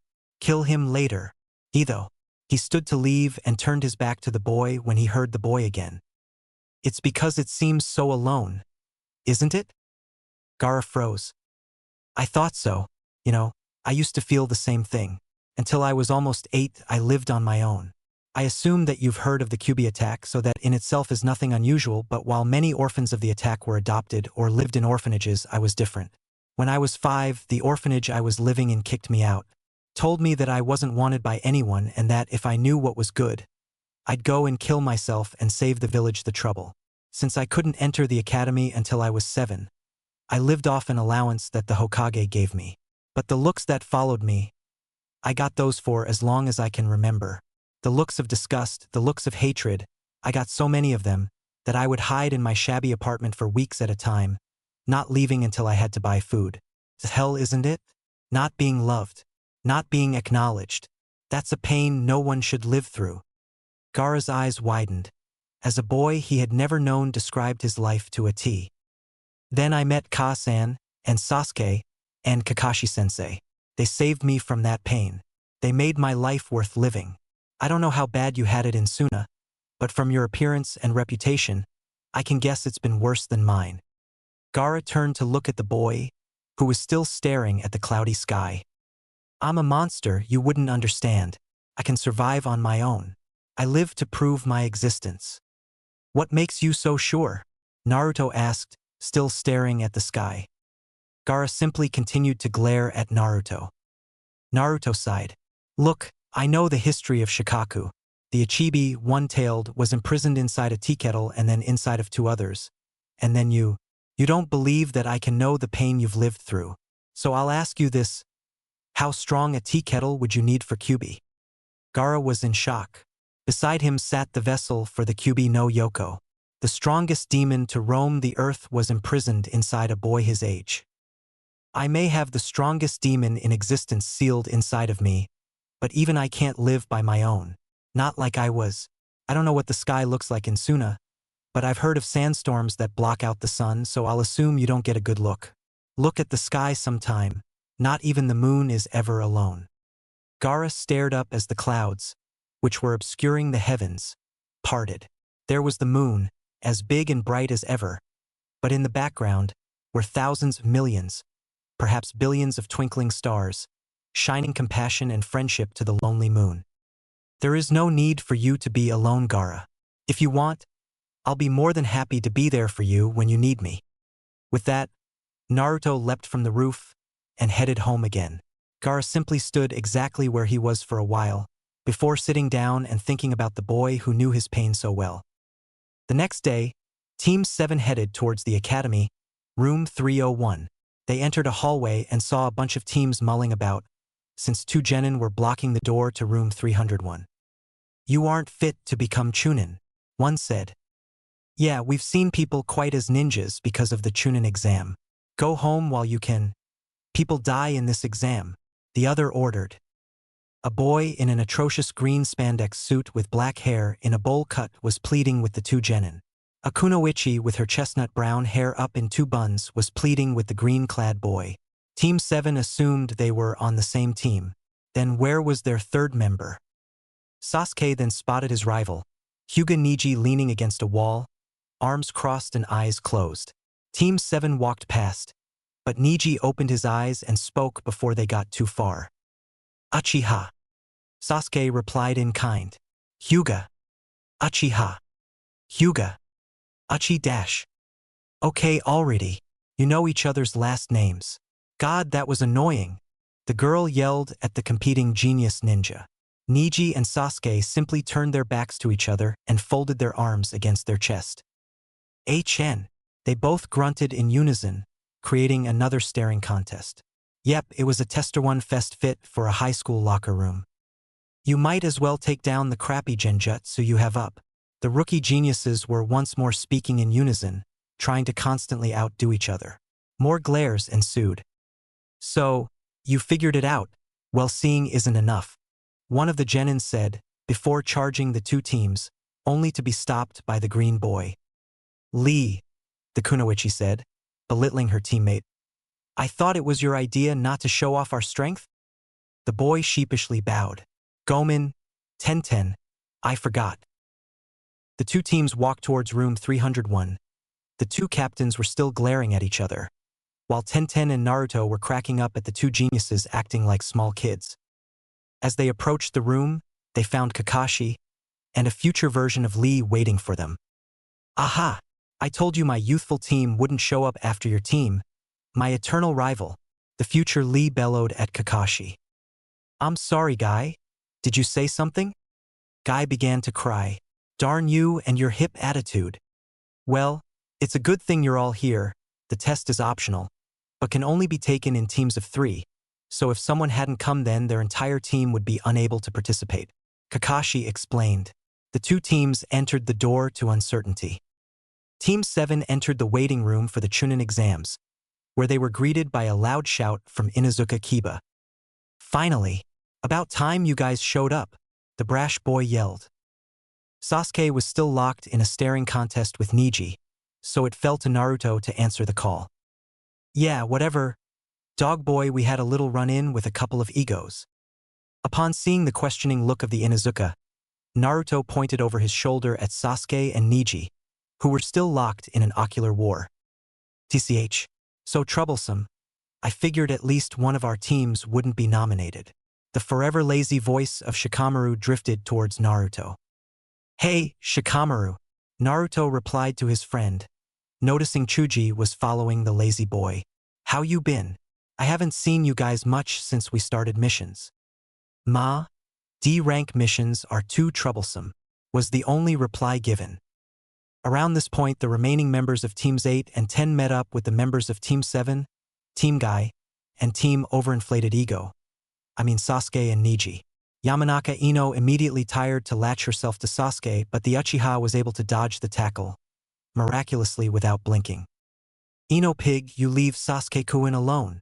Sakura growled and went over to her rival. Hey, you guys shouldn't draw attention to yourselves, a new voice said quietly. Everyone turned and took stock of the newcomer. He was dressed in dark purple except for a swatch of white around his abdomen. He had gray hair to rival Kakashi's and wore glasses. He wore his kunai holster on his right leg, and wore purple arm warmers that doubled as gloves and had metal plates attached to the back of the hand. Do you see that team over there? Those are the Rain Ninja. They have a certain reputation for being aggressive, especially if they knew you were rookie genin. How did you dash? Ino was about to ask, before the new boy cut her off. This is my 7th time taking this exam. Since I didn't recognize you, I kind of figured it out. He sheepishly rubbed his head. My name's Yakushi Kabuto, by the way. Wow. So if this is your 7th time, then you must really suck, Kiba commented. Well, that's one way to look at it, Kabuto said sheepishly. Luckily, there are a few good things that come when you take the test enough. For instance, I have collected information of all of the participating genin from previous exams. It was at this point that the gray-haired boy removed a deck of cards from his utility pouch and placed one face up on the ground where everyone could see it. These are the number of ninja taking part in the exam. Konoha has the most since we're hosting the exam, followed by Rain, Mist, Cloud, and Waterfall. Suna and the newly formed Sound Nation only sent one team, but that means they are probably the best in their villages. Yeah. Well, we'll just beat them all, won't we, Akamaru? Kiba declared, earning stares form many of the surrounding teams. I wouldn't say that too loudly, Kabuto admonished. The team from Suna is composed of the Kazakage's children, so you can count on them having the best training possible. Plus the youngest, Garawell, I'll show you. He pulled out another card and everyone noticed it was blank. Hey, why is it blank? Ino asked. Well, the card will only respond to my chakra, so that way no one besides me can read them. He focused a bit of chakra into the card. A picture of Gaara came up, along with a chart for mission history, a space for notes, and a pentagon that was used for charting abilities. Sabaku no Gaara has completed 8 C-rank missions and wow, a B-rank mission. It says he didn't do any D-rank, but that's probably because he's the son of the Kazekage. The noteworthy thing about Gaara is that he has returned from all of his missions without a scratch on him. At this, most of the genin were shocked. Sasuke and Neji were still staring at each other, although it was their second staring contest, with both deciding that the first was flawed when some other genin walked between them. Naruto wasn't paying attention to Kabuto. He wasn't too worried about the competition besides Gaara and Sasuke who could bother him. Perhaps Neji. Come to think of it, Shino was always mysterious, so who knows what kind of skill he had. And then there was Shikamaru. Naruto knew he was really smart. He constantly kicked his butt at strategy games. Maybe I should pay more attention, he thought, but was interrupted by the emotionless voice of Gaara. Uzumaki Naruto, I have something to discuss with you. Naruto's eyes met up with Gaara's and he simply nodded his head before heading off to a corner. Those things you said last night about the moon, I'm not sure I can believe that. Naruto frowned a bit. But, Gaara continued, I wish to try. Would you be my friend? Naruto's smile nearly reached his ears. Of course, I said so last night and I meant it. Gaara simply nodded his head, his lips barely curling into a smile. There are things about this exam. They don't bode well for this village. Make it through this exam, eventually there will be fights. Make it that far, and we shall fight to prove which way of life is correct. I'll look forward to a fight between us, Naruto said, still smiling. But there is a stipulation I would like to throw in there. Promise you won't unnecessarily harm any Konoha shinobi. To thank you for the warning, I'll give you one of my own. Don't underestimate Sasuke. Should you run into him before I do. He is a seriously good fighter. After Gaara had agreed to the stipulation, the 2 demon vessels parted ways, just in time to see Kabuto get attacked by a member of the sound team, who was wrapped in bandages and appeared to be wearing a haystack on his back. At first it seemed like Kabuto had dodged the attack, but soon afterwards, his glasses fractured and he bent over before retching on the floor. What the? He dodged it. So how did he still get hit? Chakra extension.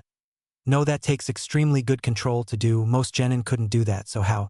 Well, they are from sound. Maybe it has to do with some kind of sonic attack.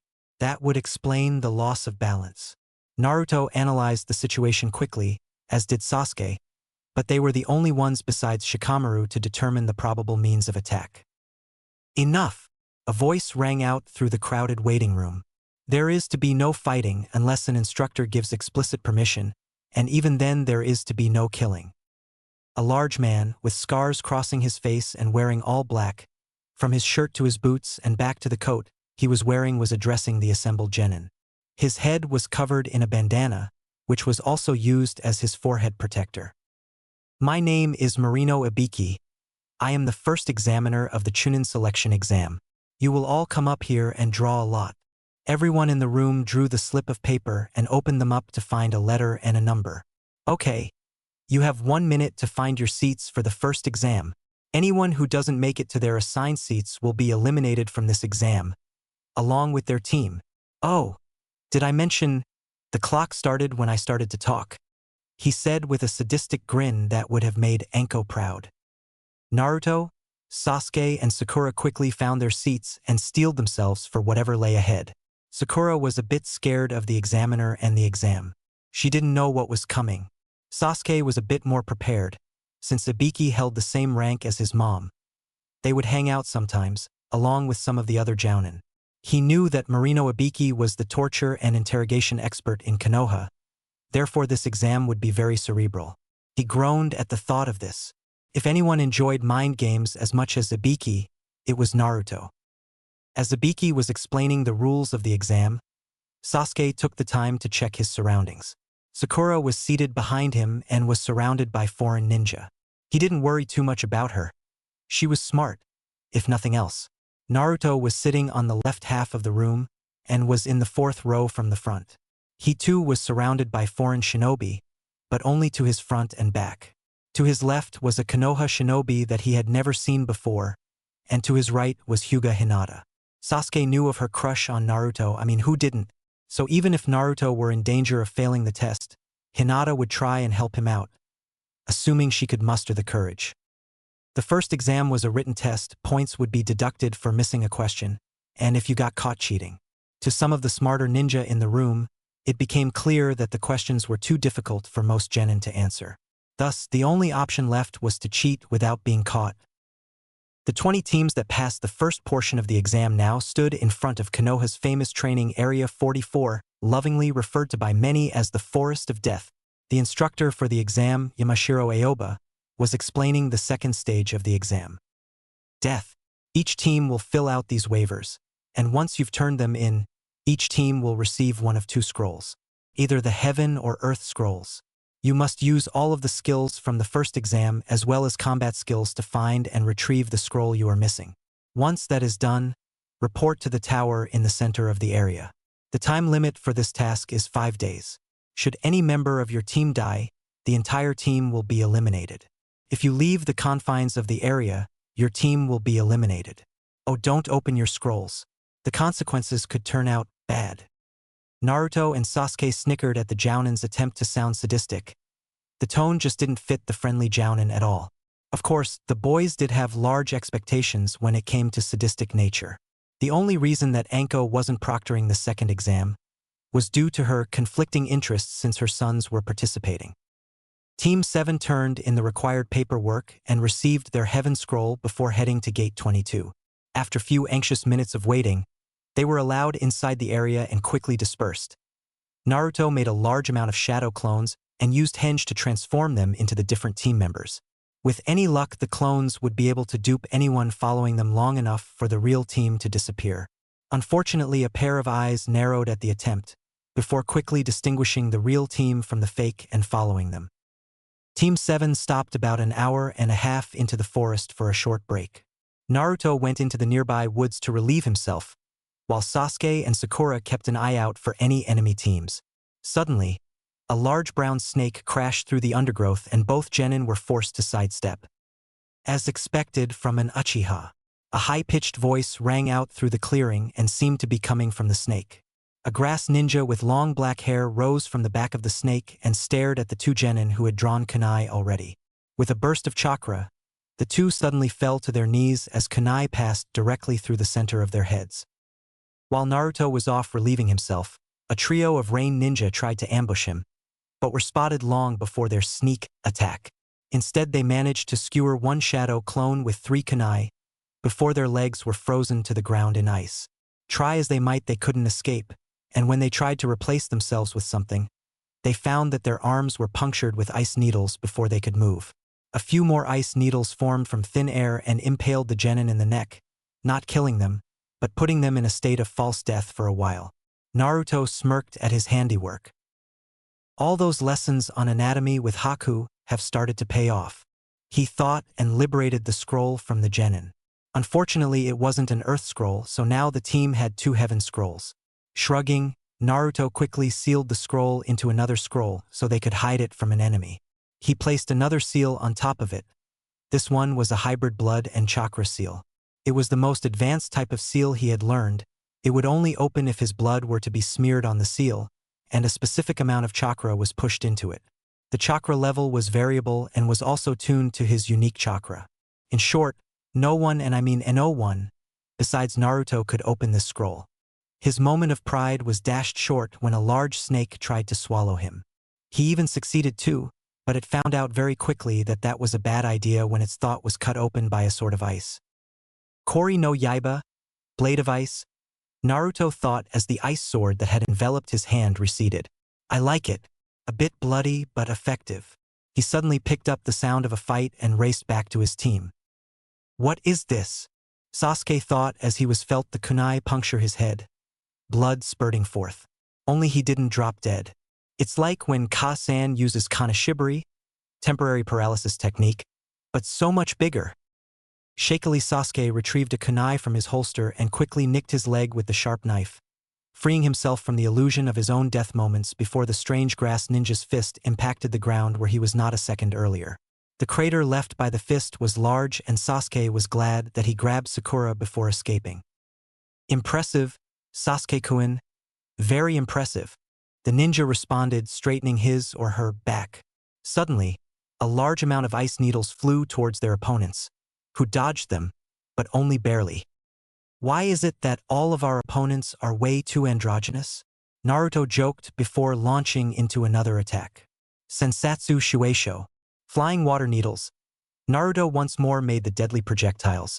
But this time the man/women simply formed some hand seals and blew all of the needles away with a futon technique. Naruto. Be careful, this one, he's on a different level than most. His Kanashibari no Jutsu is stronger than Kasan's.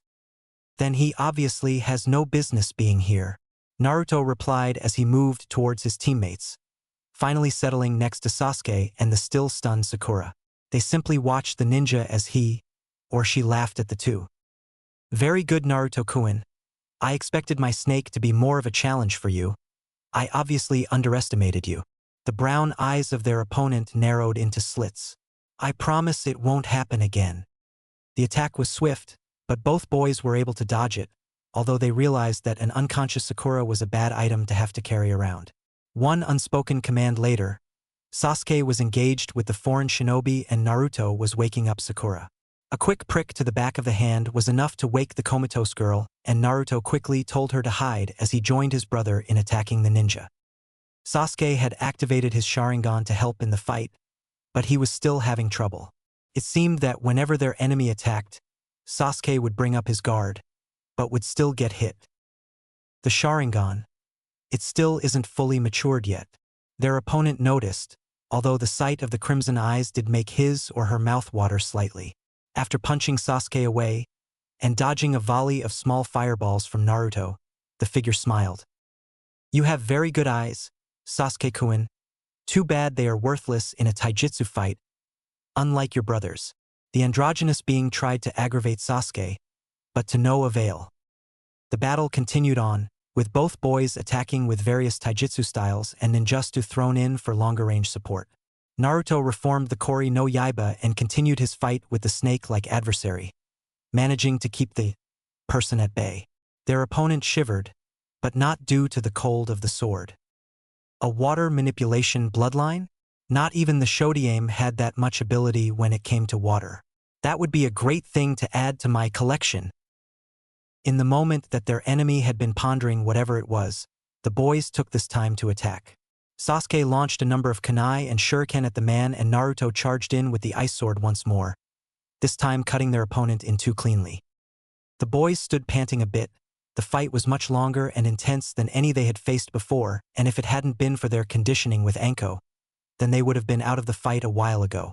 They turned to find Sakura, but froze when the cackling laugh of the grass ninja reverberated behind them. Standing on a tree branch was the effeminate shinobi. Very good, of course I expected nothing less from a team lead by Kakashi-kun.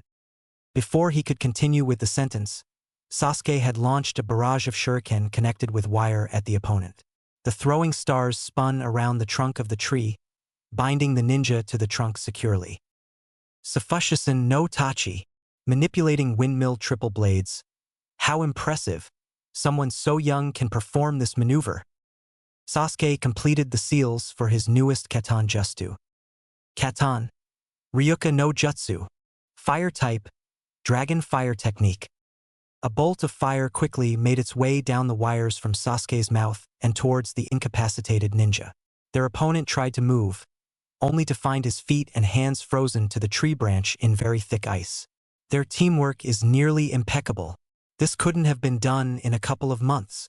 The grass ninja lamented as the incredibly hot fire of the jutsu impacted the tree trunk, punching a large hole through it. Their adversary screamed in pain and surprise. The boys waited for the fire to die down before turning their backs on the grass shinobi this time. As the fire slowly turned into embers, they were very surprised to find the foreign ninja still standing. The only visible sign of damage was that his face seemed to be melting.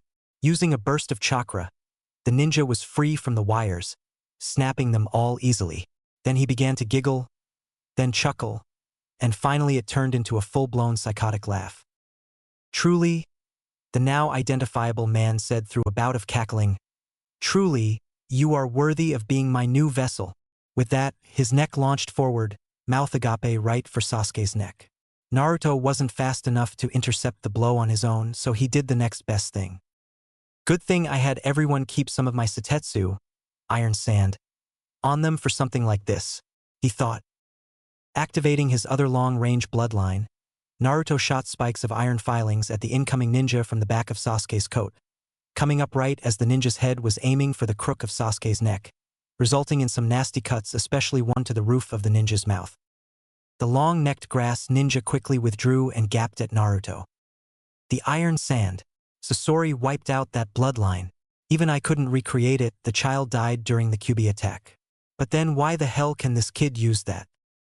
It would seem that I have underestimated you once more, Naruto-kun, but I'm afraid that I must mark your teammate now. The Sharingan is too important to me. This time, the enemy used Kanashibari once more, freezing Naruto to the spot and once more launching his neck at Sasuke. The last remark by their snake-like opponent registered a chord with Naruto. Orochimaru, Kasan's Jounin sensei. No wonder we couldn't beat him. There is really only one thing to do right now. Naruto realized what he had to do. He was able to break out of the Kanashibari by slicing his finger on a shuriken, and was able to say only one word before Orochimaru's neck reached Sasuke. Sharingan, he cried, hoping the snake Sannin would stop his assault on his brother. To both his great relief and fear, the Sannin did just that. Naruto took this time to launch more Setetsu spikes at the attacking ninja before he was able to jump in front of Sasuke and locking eyes with Orochimaru. Seeing the fully matured Sharingan of Naruto, Orochimaru couldn't help but be confused. Sakura was simply beside herself. First they were attacked by a grass ninja who was able to survive a direct hit form a Jounin-level fire jutsu, and then his neck stretched out impossibly long, only to be driven back by spikes of some sort, plus there were the ice needles which only Haku could do.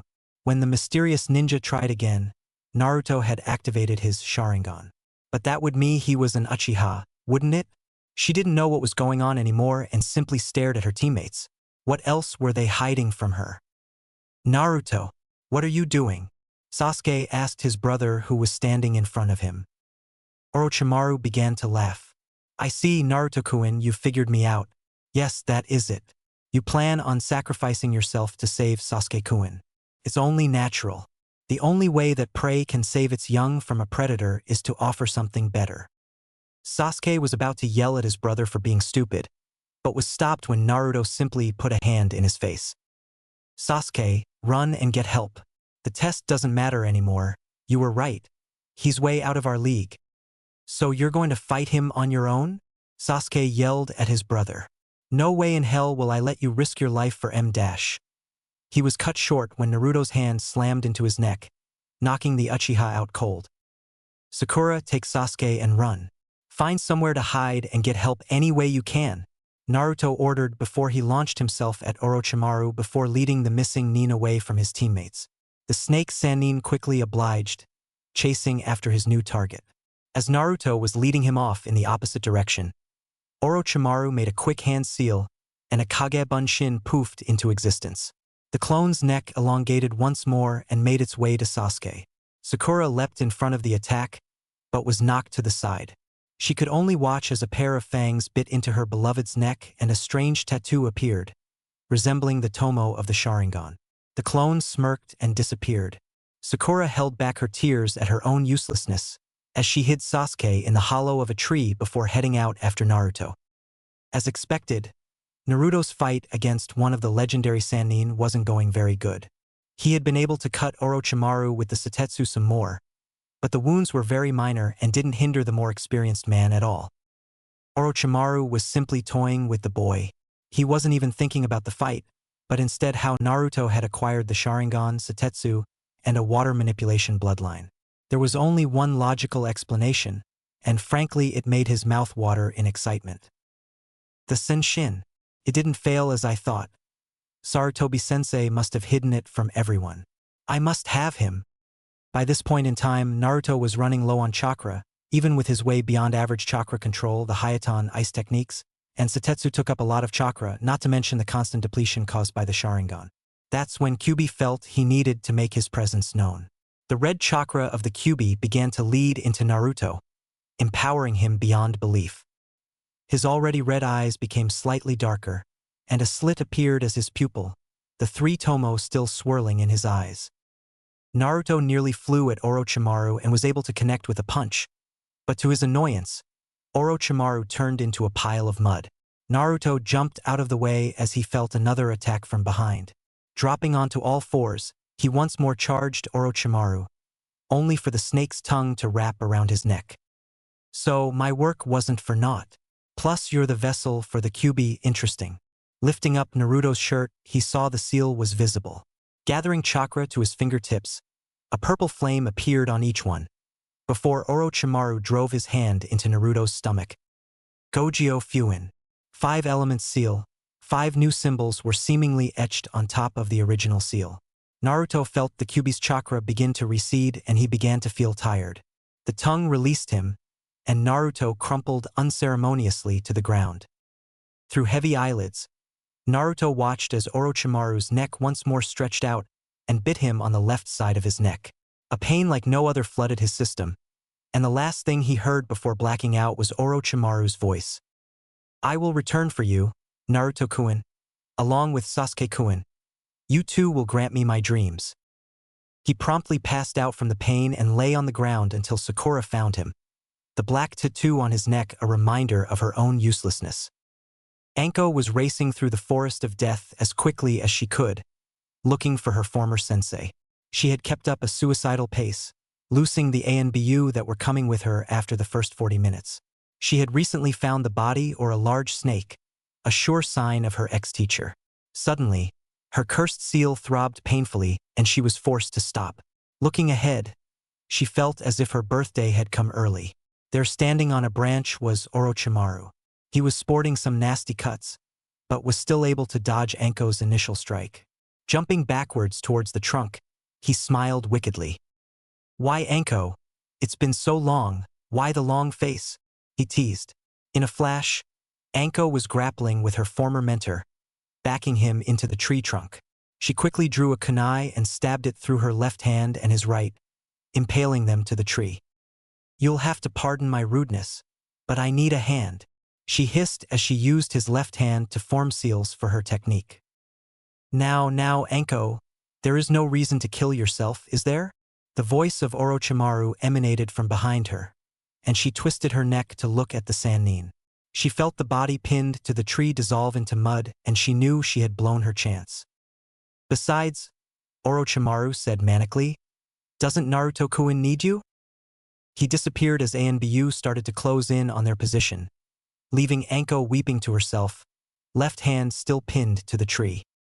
Sakura had been keeping watch over her unconscious teammates for nearly a full day now, without sleep or food, just some water that she had packed away for emergencies.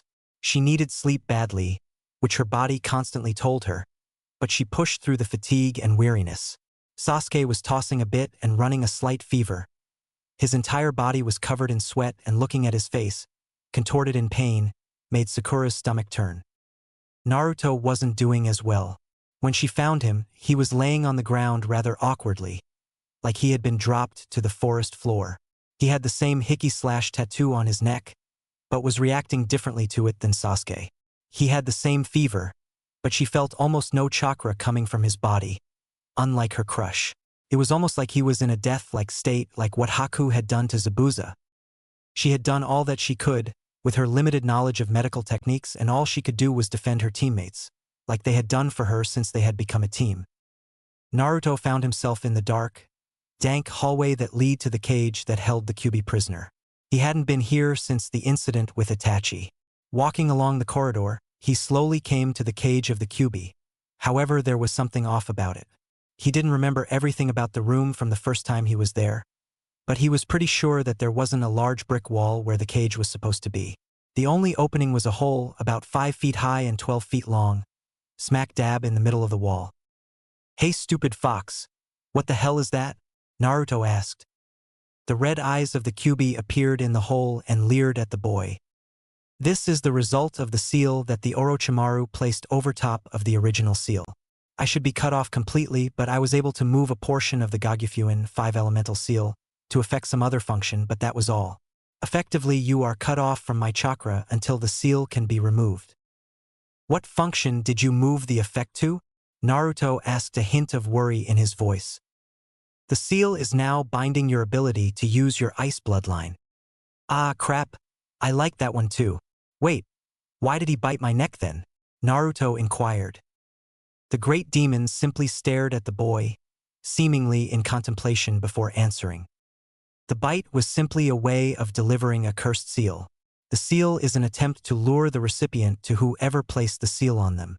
In this case, he is attempting to influence you and Sasuke to his side. Also, it is preventing me from interfering with the Senshin. Without me, your DNA would be a mess of various peoples and extremely weak. If you have weak DNA, then all the cells your body produces would be weak. Basically, without me, your body would probably begin to reject itself. Be careful with any bodily fluids you might come in contact with until you can remove the Gagyufuin. Well, he's out of luck. I'll never join him, although that problem with my DNA, that wouldn't be good to experience. Naruto determinedly stated. But why Sasuke? He didn't mark him, he was following me, right? Kid, I doubt that one of the legendary Sannin from Konoha would let a target escape. I can't be completely sure, but he's probably been marked. I will help Sasuke through anything he needs, Naruto declared once more. It seemed as if the conversation was done and Naruto quickly grew bored. After an indeterminable amount of time, Naruto grew restless and asked a question to the fox. Hey, Fuzz for Brains, why did you attack Konoha anyway? All of the books and accounts I could get my hands on only mention the destruction, nothing about the reasons for you being an idiot. The demon fox was silent once more. Kid, there are a few things you aren't ready to hear yet, most of them pertain to that topic, but what I can tell you will be limited by your knowledge of history. What do you know of the Biju? Well, I know that there are 9 of you, and you were the strongest. I am the strongest. I am the strongest. Not that stupid past tense, you idiot. Yeah, whatever. 1 tail is Shikaku sealed inside of Gaara. 2 tail is a cat, I don't know anything else about it. 3 tail. Not sure, isn't it supposed to be a turtle or something? For tails, I don't really know about the 4 through 8 Gomen. He apologized for his lack of knowledge. Not too shabby for a human. In all honesty, you shouldn't know more than that. I'm surprised that you knew of the Sanbai. As for the Yanbi, Gobi, Rokubi, Shichibi, and Hachibi, the 6, 7, and 8-tailed demons are the reason for my attack. What does that mean? Are you saying that they tricked you? The eyes of the 9-tailed fox narrowed in anger. They did trick you. Oh, that is too funny. The greatest demon in the history of the world, tricked into getting his butt handed to him. He began to laugh with great mirth. Shut up, brat. It isn't that simple. I don't see how. I mean, what did they do? Say, hey QB, I got an idea, let's destroy Konoha, we got your back, and then run away or something? 'Cause that would be hilarious. No. This is more than I planned on telling you, but I suppose it is necessary. I have lived for more than 1,000 years. I have seen many things, and I have hated just as many things. With 1,000 years of knowledge, I suppose I have developed a sort of complex. I really, really hate people. Every being in this world, be it animal or human, has a certain potential. Humans have a higher potential than most beings with the exceptions of Biju. You are not ready to be told the full story, so I'll make this a riddle for you. I am immortal and I grow tired of people who fail to live up to their potential. You can figure the rest out on your own.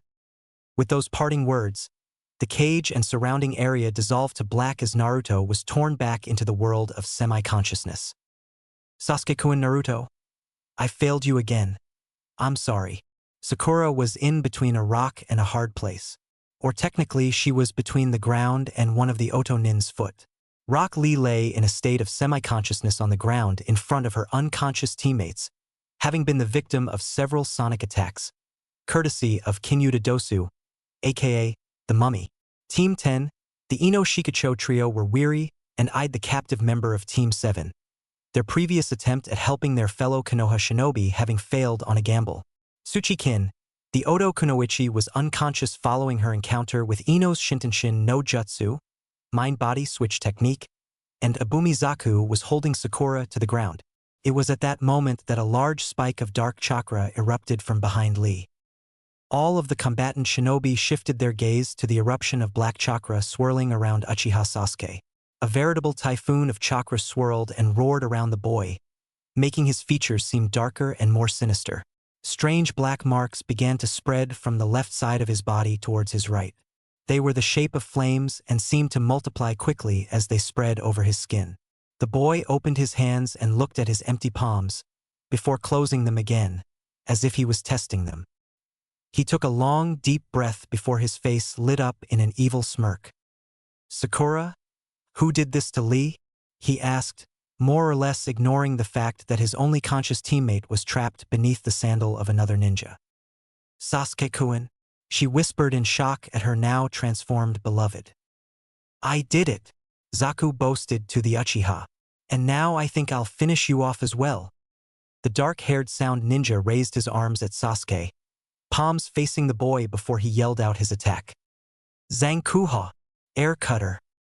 A large wave of compressed air erupted from small vents in Zaku's palms and raced towards Sasuke, who simply looked at it, as if it weren't worth his time to dodge it. The massive attack impacted and dust and dirt were kicked up, seemingly from an explosion. "Ha! I blew away every last bit of him, Zaku." A sudden flurry of movement from Zaku's right caught him completely off guard, and the hard shot to his jaw wasn't even expected. "You're pathetic. There is no way you could have possibly beaten Lee. He is a part of Hyuga's team after all," Sasuke retorted venomously. That said, he shifted his gaze onto Dosu. "So, that means it must have been you." He quickly charged the bandaged sound Nin, only to be fired upon by Zaku once more. "Hey, we're not done yet," the cocky boy challenged. He once more took aim with the palm of his hands. "Saidai Zankuha, maximum air cutter."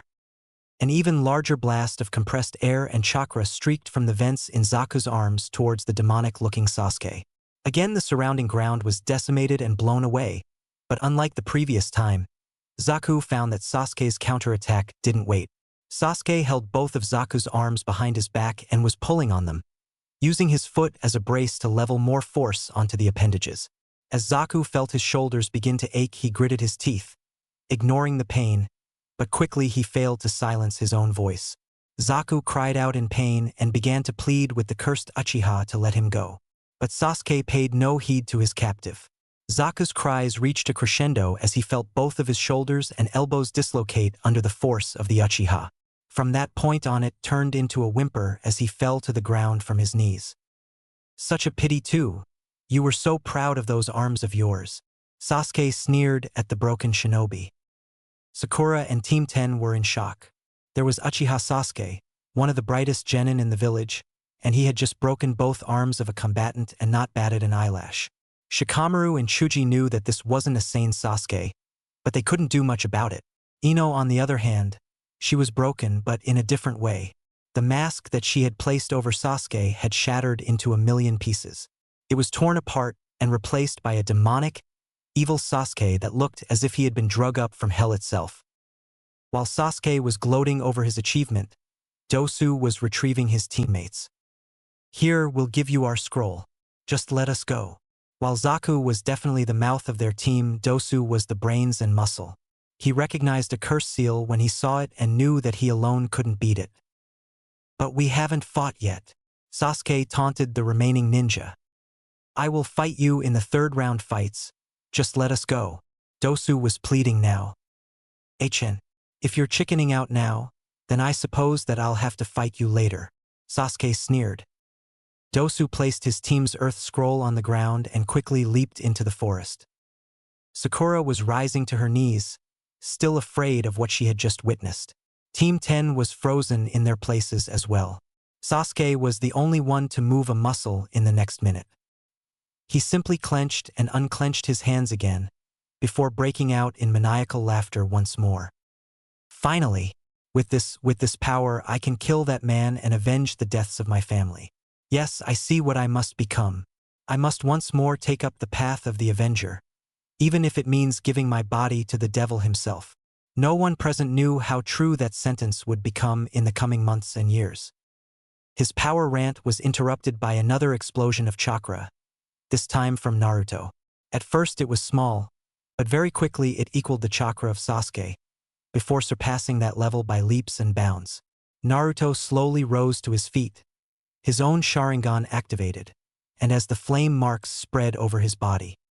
Sasuke, upon seeing his brother rise, seemingly from the dead, became a mixture of fear and anger. Fear as the chakra level usurped his own, and then anger that a brother of his was once again more powerful than himself. He tried to release more chakra from the seal, but couldn't keep up with Naruto. He felt the adrenaline of his battle fade, and the cursed seal began to retract and exhaustion claimed him again. The reaction of Sakura and Team 10 was pure terror and astonishment, not necessarily in that order. The loud, obnoxious boy they once knew seemed to disappear into the fiery swirl of chakra that leapt and danced around the boy. Whereas the chakra coming from Sasuke had been black, Naruto was releasing an orangey-red chakra that burned the grass that he had been laying in. No one noticed Sasuke pass out. They were rooted to their spots by fear. Naruto copied Sasuke exactly, opening and closing his hands, seemingly testing them, just as his brother before him. But instead of laughing or looking pleased, he seemed frightened. Where Sasuke had begun to laugh, Naruto began to cough. Not once or twice. He fell into a coughing fit that seemed to go on forever, the flame marks never once receding, but not spreading. He continued coughing until his gag reflex kicked in and he vomited on the ground. Once he had emptied his stomach, the coughing didn't stop and he dry heaved 3 times, before he coughed out blood. When that happened, his eyes grew wide and he looked at his vomit-caked hands, which now had blood on them. Suddenly the marks of Orochimaru's cursed seal withdrew and Naruto had to fight for consciousness. He wobbled on his knees, forcing his eyes to try and focus. Reaching into his supply pouch, all those in attendance thought he was going for a weapon. So when he removed a scroll from his pack, they were shocked. Sakura, take this. He coughed again and channeled what little chakra he had into the scroll, unsealing it and releasing his previously captured heaven scroll. He then promptly passed out. Sakura cautiously approached her fallen teammates. They seemed much more peaceful than they had since that snake man had bitten them. She collected the 2 scrolls that now belonged to her, before remembering Team 10. She tensed up and drew a kunai. She wouldn't let her teammates down by loosing their scrolls. Chill out, forehead girl, we already got ours, Ino told her, finally released from the grip of fear. Yeah, besides, we wouldn't take scrolls from fellow rookie Genin, Chuji replied, smiling. That would be too troublesome, Shikamaru agreed. She smiled at the friendly Team 10, before putting both scrolls in her supply pouch and turned to her fallen teammates. Moving them was going to be hard, especially with the distance they had to travel to the tower. As she was contemplating the logistics of making a medical sled to transport them on, Shikamaru and Ino had picked up Naruto, while Chuji had moved over to Sasuke and tried to lift him by himself. Sakura quickly moved to help out the big-boned boy and the 2 teams made their way towards the middle of the Forest of Death. Naruto and Sasuke hadn't awoken by the time the 2 teams reached the tower. Team 10 left Sakura and the boys in one of the antechambers of the tower where they were supposed to wait. After 20 minutes of nothing but silence, Sakura grew tired of waiting and began wondering what the hell was taking so long. The faded painting that served as the only decoration in the room caught her eye. The only bits she could make out were heaven and earth. Suddenly the scrolls popped into her mind. Maybe I should open them. Even if we do get disqualified, at least Sasuke and Naruto will get medical attention, she said out loud. Removing the scrolls from her pack and opening them, she saw a complicated seal drawn onto the paper of the scroll. She quickly dropped the 2 scrolls when it began to smoke. They landed on top of each other, forming an X. Suddenly, a large puff of smoke appeared and out of that smoke appeared the Hokage and Anko. The Sandaime quickly checked Sasuke while Anko was busy assessing Naruto. She looked at the Hokage with worry clearly displayed in her eyes. He solemnly nodded and Anko lost it. Her eyes began to water, tears began to stream down her face, and she let out all the frustration she had accumulated in the day and a half since her encounter with her former sensei. She punched the hard stone next to Naruto's unconscious body until her knuckles bled, and she couldn't support her own weight anymore. She felt like she had failed. She had failed to protect her sons. She had failed to kill her sworn enemy. And she had failed the Sandaime, who had given everything she could ever want in life. She barely registered as the Hokage took Naruto and Sasuke to a side chamber to perform the Fujihowan, evil sealing method, on their cursed seals. For the first time since Orochimaru had left her, she cried, really cried. She didn't even notice when Sakura joined her in tears.